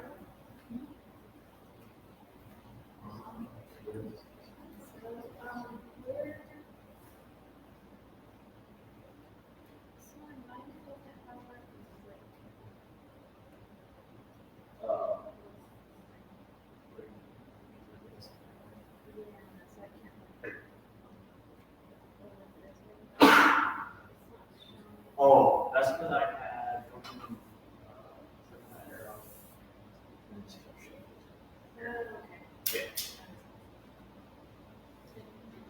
yeah. This one is better. Yeah, so let's go to what's the 0 lines? Yeah. Yeah, let's go there.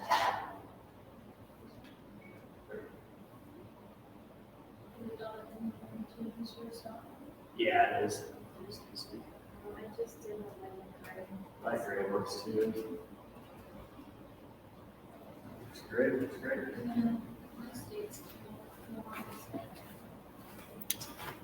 Are we ever going to like, I don't know, doing an Excel sheet and I don't know, I want to run some kids and that's the filter. There's always time for personality.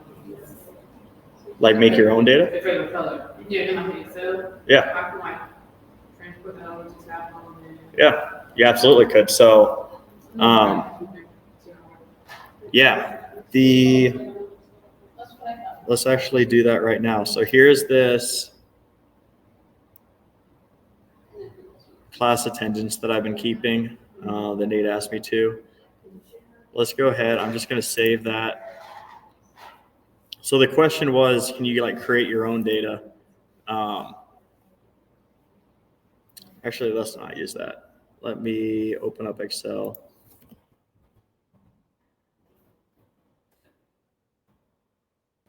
So I actually did something. I wonder if I saved it.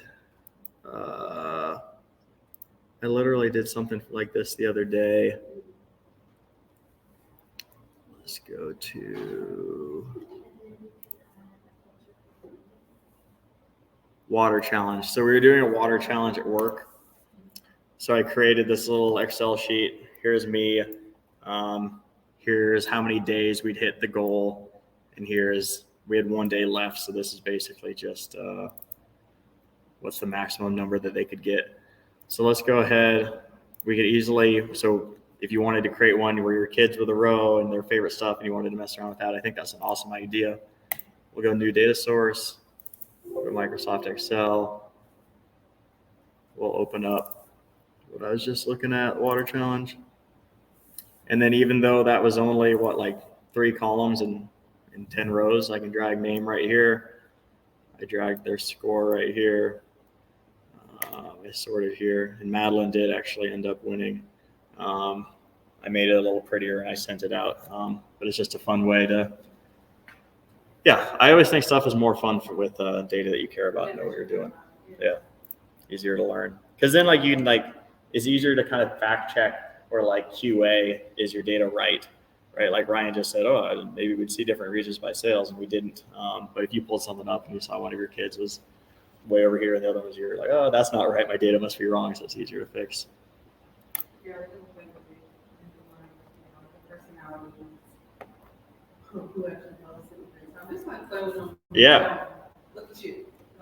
Yeah, right there. Absolutely. I love that idea. Cool. 8:02. Let's take a quick break. Maybe let's come back at 8:10. So just a little 8-minute break.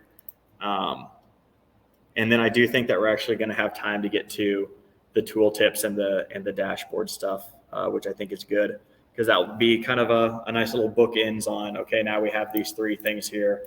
How do we make a nice dashboard? So yeah, let's come back 8:10 Central Time.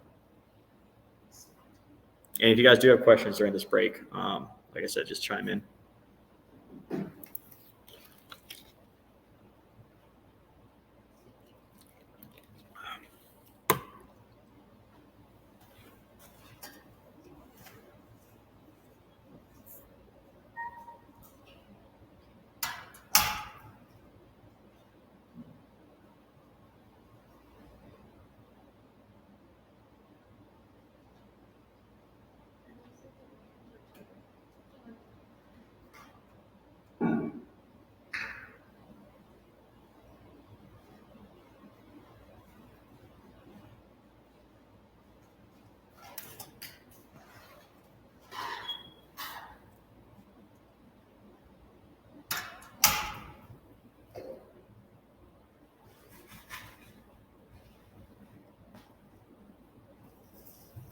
Run you out the kids or something.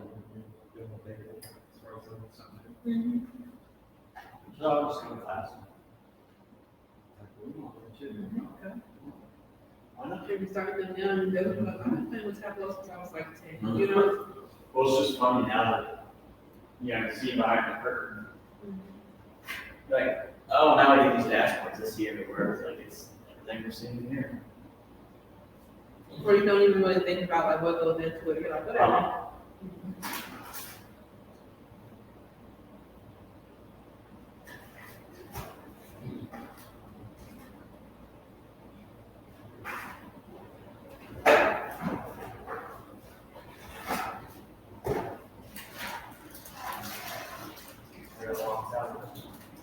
I did that yesterday. First Monday.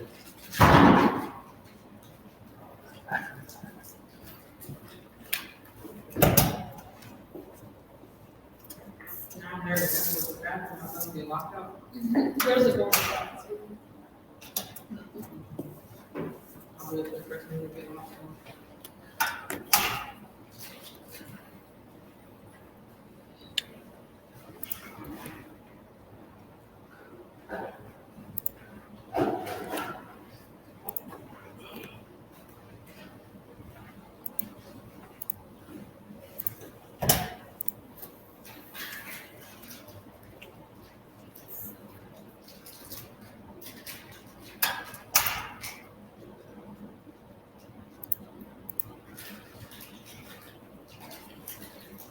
How long have you been doing this for?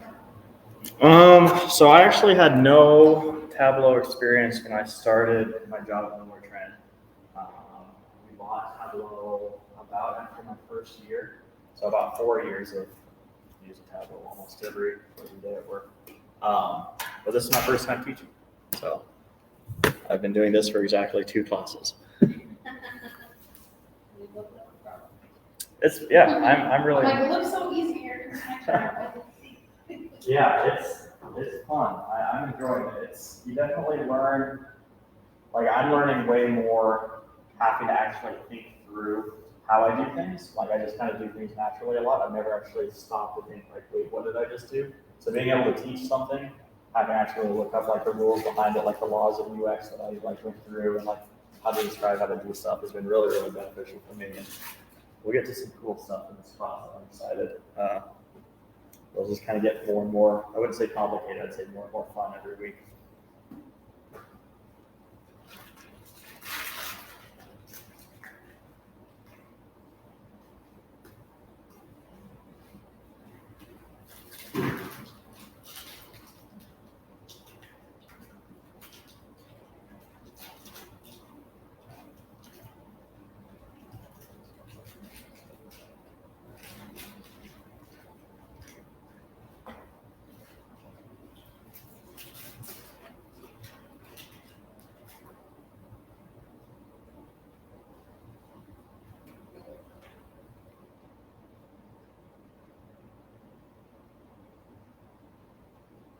So I knew you live in Omaha then, or you driving up from Lincoln? Nope, live in Omaha. Yeah. Actually just bought a house last year. Yep. 2 years ago now. Coming up on 2 years at least, yeah. 48th and Blondo, so like the Dundee area, which is super close to here actually. It's like a 7-minute drive.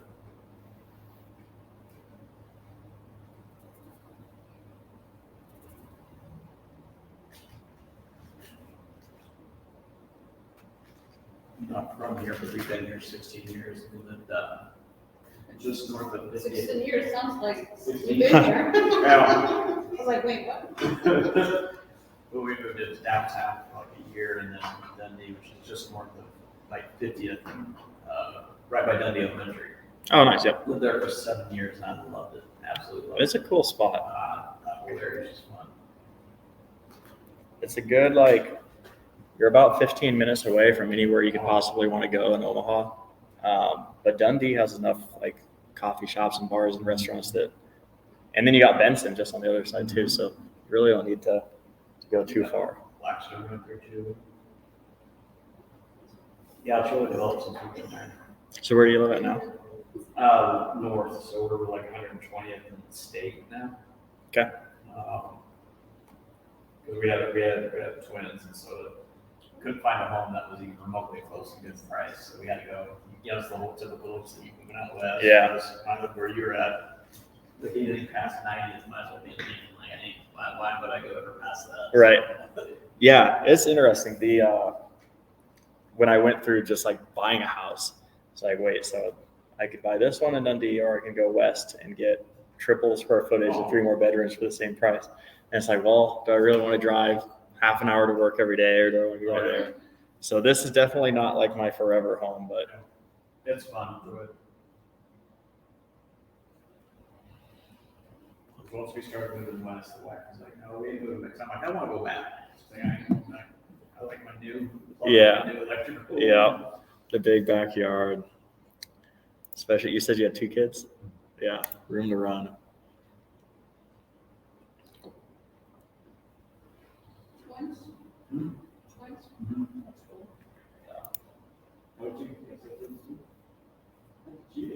All the blood's fine. I got a niece and a nephew, and that's enough. There you go. 2 nephews and 1 niece. And I posted a picture the other day of them and my sister. They're like kind of confuse everyone and be like, "Oh, they're your children." They're your children. Does she know who's listening to you?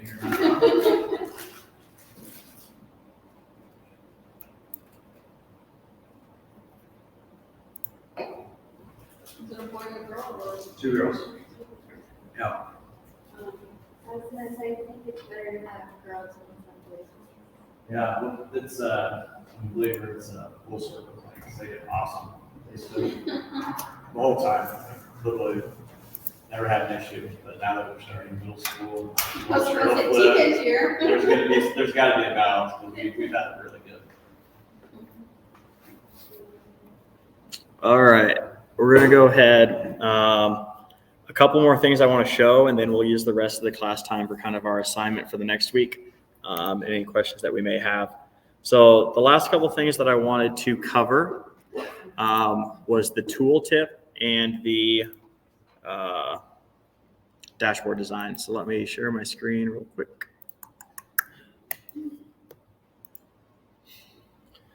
So we've messed around with a few things over on the Marks tab up to this point.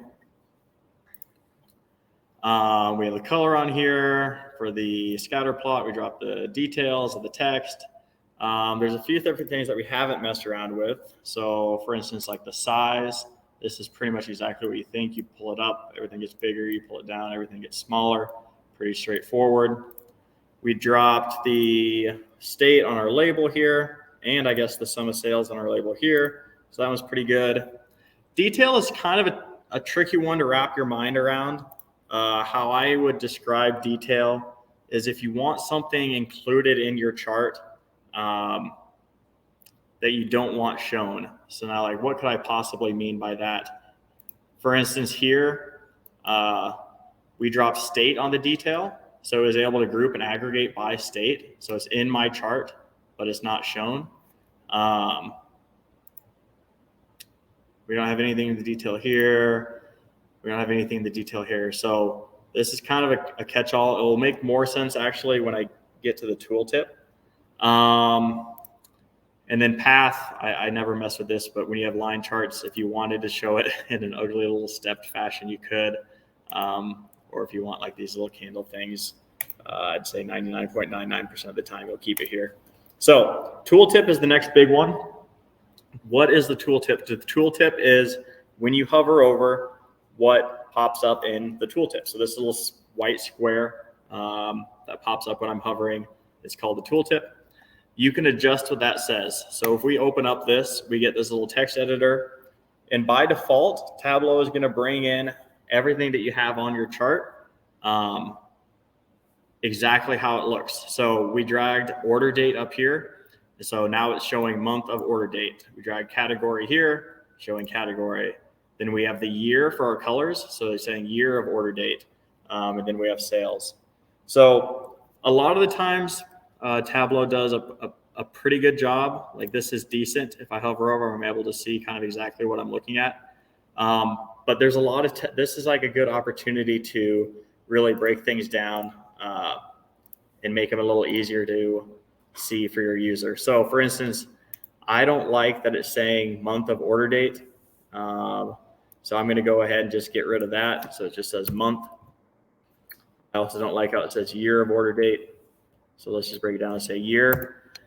This is also a really, to me, weird order to have them. The important thing that we're trying to look for in this chart is like year over year stuff. So let's bring that up to the top.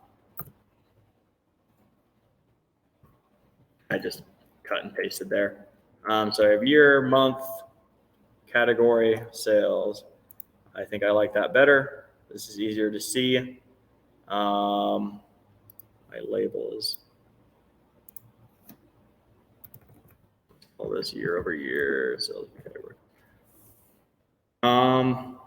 This could be a good example if I'm just, and again, whatever you guys feel is best here, but to me, I think when I see 2020, that's pretty obvious. So let's maybe use some white space there.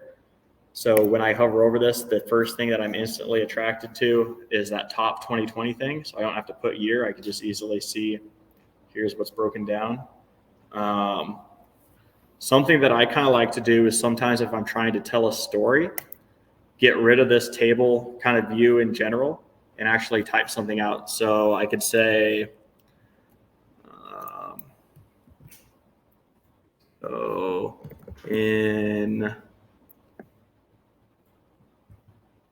I need to stop cheating. So whatever you want in your details or in your tooltip, if you hit insert over here, it'll show you all the possible options. So here's, like, if you could have the data source name, the last time it was updated, the sheet name, workbook title, pages, a default caption, username. I actually think if I pull that in there, I'll actually say, yeah, charlie@rosalitone.edu. But the important ones are going to be down here. These are the fields that we have on our chart, right? Category, month, sum of sales. So let's say in May 2020 or whatever, we did insert sales in sales.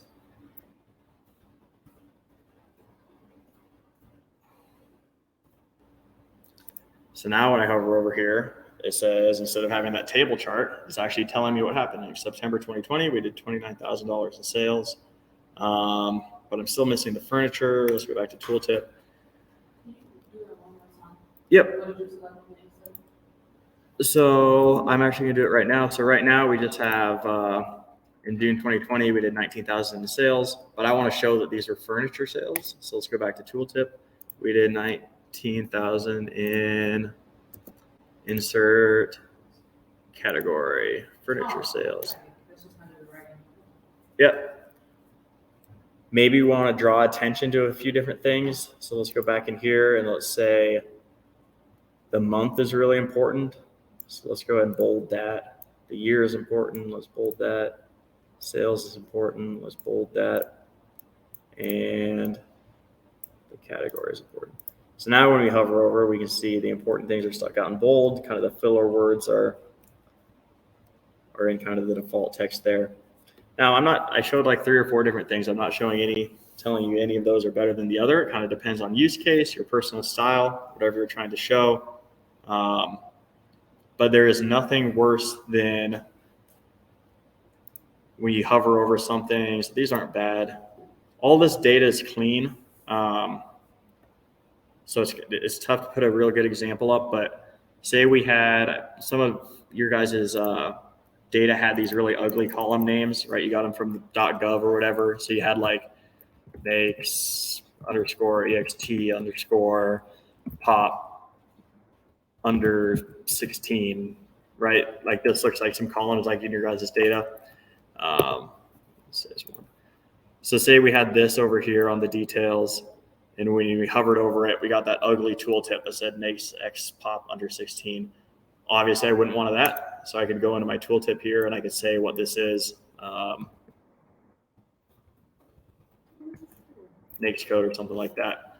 So in this data set, all the column names are pretty straightforward. So there's not a whole lot of reason to change them other than when we had like month of order date, year of order date. That was ugly. But that's how you can mess around with a tooltip.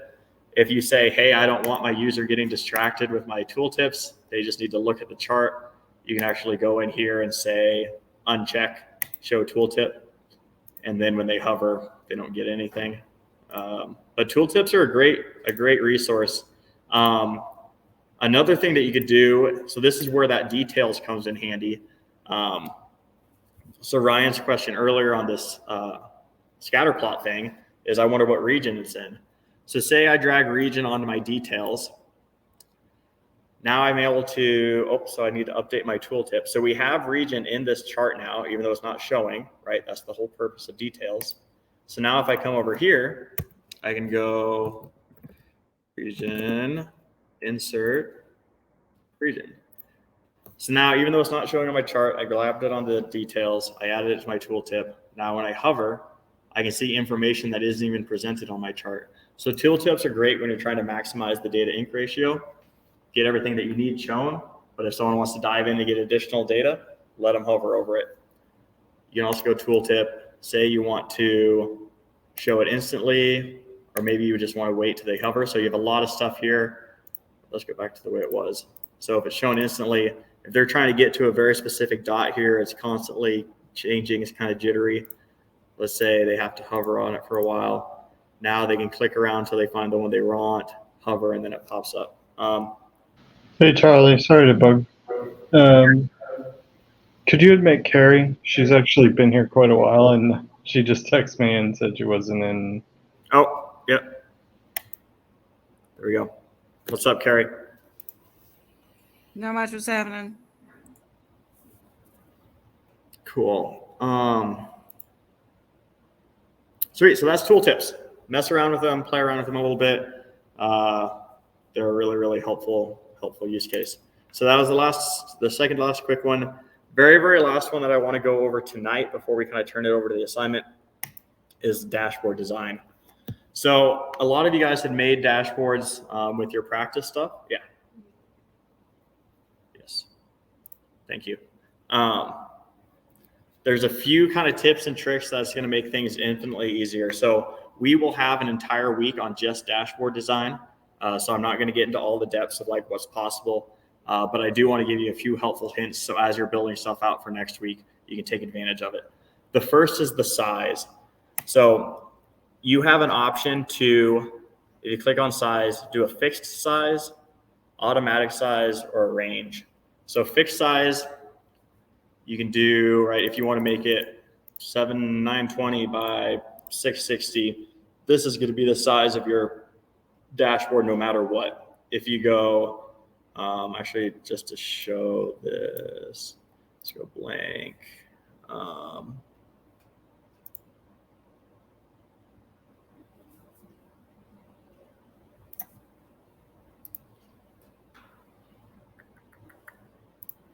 Never mind, format, dashboard. Okay, so if this is our dashboard, just make it a little easier to see.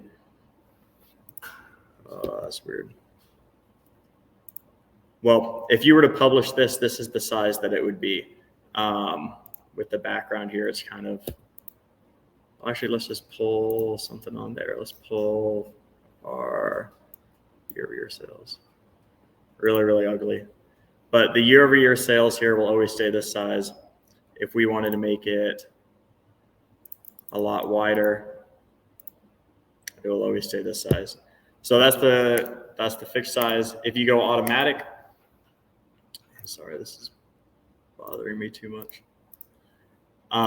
Then when we go full screen, it will make it that size. If we make this really small, it will make it that size. So I typically go automatic. The only thing that gets a little tricky is like, if you wanted, like sometimes like if you go to a smaller screen, right, and it's automatic, it's kind of tough to see here, as opposed to if you had it on the fixed size. Yeah, we'll stay right here. Then we go smaller. it'll stay that size, and then you keep it big and you can scroll. So again, as you're building stuff out, if you notice that something's a little scrunched or not scrunched enough, feel free to mess around with the size.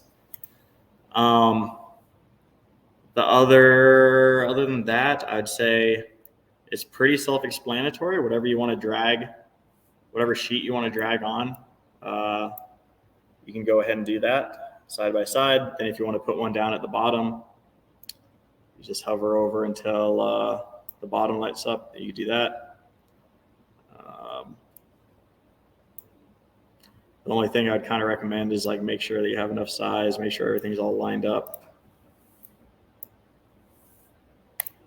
And then by default, it brings in all your filters and color schemes and things like that. So make sure right here, we have 2 different colors, which actually I don't love, but we'll fix those next week. You can bring these over wherever you want them. So now we know that these colors align with these years. We don't need filters. We can get rid of those. We know that these colors align with this category, so we can keep it here. So as you guys start to build these out, I just wanted to kind of cover how that's possible. So any questions on either the tooltip or the dashboard 101?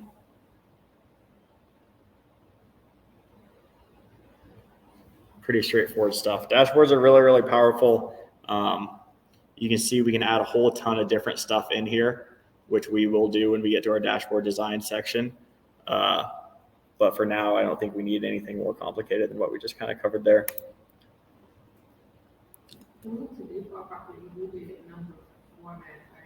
Yep. Correct. So the question was how we got that the currency to show here. And again, that's just click on whichever one you want. Default properties, number format, currency. You do the same sort of things, like if it's a percentage, you can come in here and show decimal spots, and it would show like that.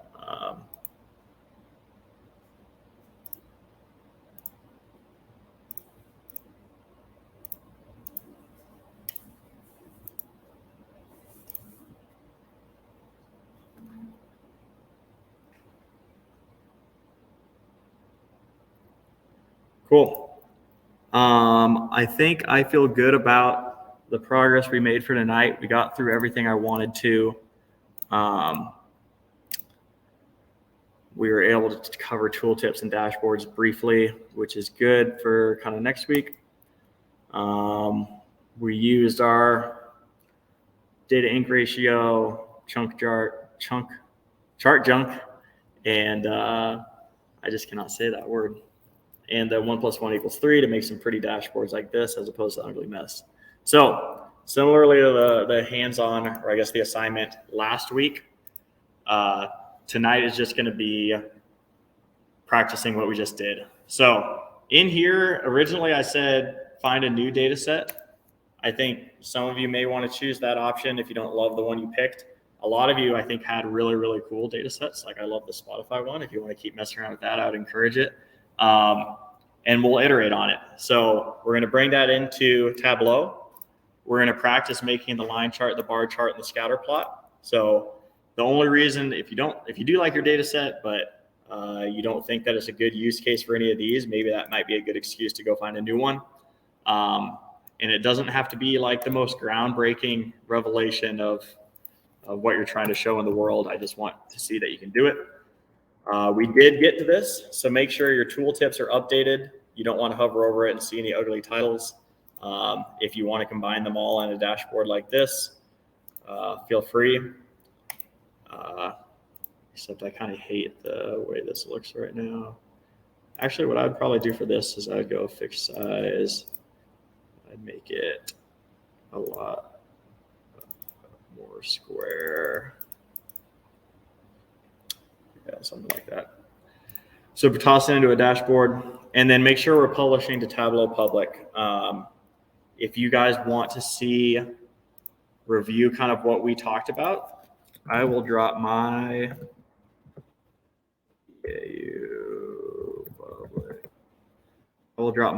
profile in the Slack channel. because I do have everything that we just built already covered or published out there. So if you're like, oh, mine just doesn't look quite right. So ODSA, spring, data viz week 2. Here's that dashboard, everything that we just covered. So I think I can just click this link.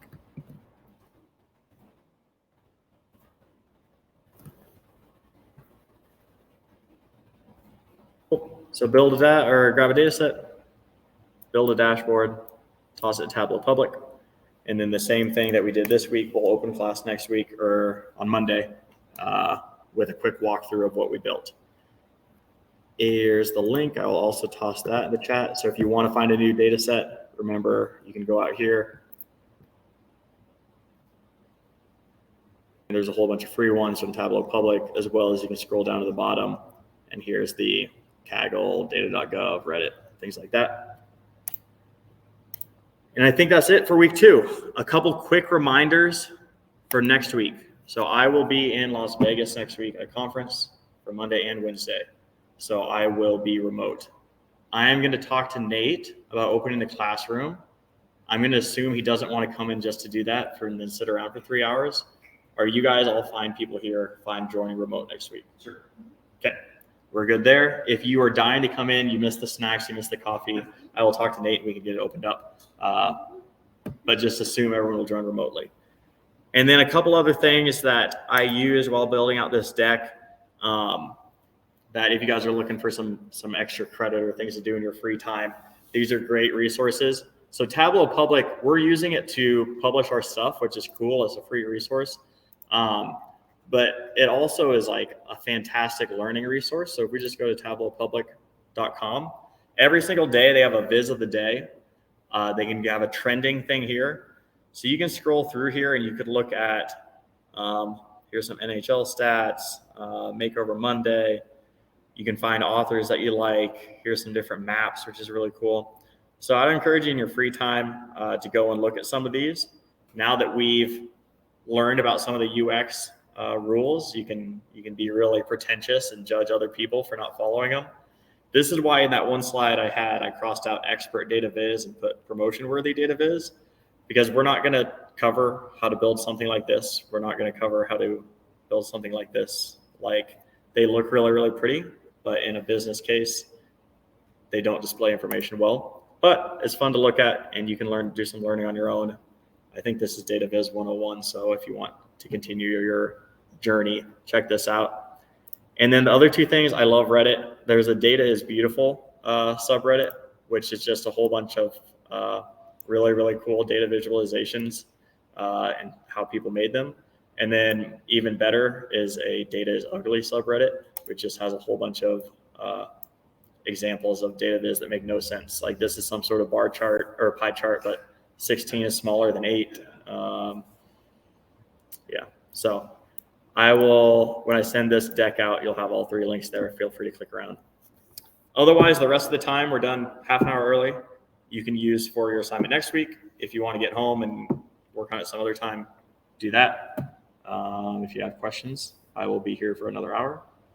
Otherwise, week 2 in the books. Any questions? Well done. I appreciate this. This was really good, fast-paced, and gets us, I think, the content in a timely manner, right? Yeah, I feel good about tonight. We're just going to keep ticking along. So I can give you guys kind of a sneak peek. I don't know if we ever did the whole, let me open up my slide deck real quick.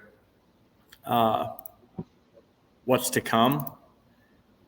So we're just kind of doing it week by week. This isn't updated anymore, but so next week we're going to other ways to visualize data. So tonight we covered 3 charts. Next week we're going to try to cover 7. The 90% of the time I spend on the bar chart, the line chart, and the scatter plot. The other 10% I spend on these. So not as impactful in my mind, but in order to understand how powerful Tableau is, there are times when you're going to want to do all of these. Week 4, we'll cover maps. People love maps. So a whole night on maps. Week 5, analyzing data. So this is where we start getting to the exploratory data analysis. You guys saw me create. I created that little quick custom field over here. Can you hit the presentation button in the top of the dashboard to see if I can see it any better? Yes. This bad boy? Yeah. Oh, that's odd. That look. I can see the chart now. Perfect. I don't know if there's a way to like zoom in the entire thing or not. StreamYard's not letting me like zoom in on just the content when I'm trying to watch you do like the finite details, but presentation mode wouldn't really help because it made all that other stuff go away. What if I do is that covers some stuff? What if I just want No, that looks good for me, whatever you just did. Now no. That's way too much, Charlie. Oh, I think actually I'm gonna try removing the Hide show. participants, and then it would be perfect. Or Right. Okay, so you have to be in the stream. I guess I could just do this. I don't really need to have my face up there. yeah, for me, a remote, I can see everything you're doing so much better right here. Okay. Yeah, I kind of agree. I like that. When we're doing like class discussions and I'm teaching or whatever, we'll do this thing. But when I start doing the actual walkthrough and stuff, we'll just go straight full screen. Yeah, great. That would be good for me. If someone's gonna ask a question, it would be super helpful if they could turn their mic on. Yeah, we can't turn mics on or we'll get an echo. But what I'll do is I'll try to do a better job of reiterating the question standing up here so that you guys can hear it. Perfect. Some people have voices that carry like the song of a bird. It's great. Oh, and I also lied last week. I said I was going to bring that webcam to turn around, and I completely forgot. Because I think if I did that, that would pick up because it'd be facing you guys. Oh, that'd be cool. Yeah, we can mic everyone up. Nah. Cool. Well, James and Carrie and Ted, you guys enjoy the rest of your conference. Safe travels on the way back. And I will see you guys all from a super cheap hotel in Vegas next week. right, Thanks. You're doing a nice job. Bye. Safe travels to you. See ya.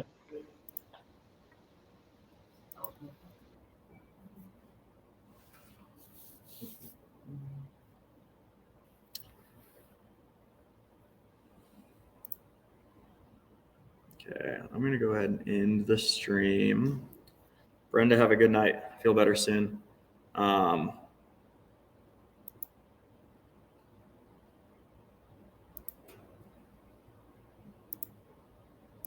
stick around with you guys.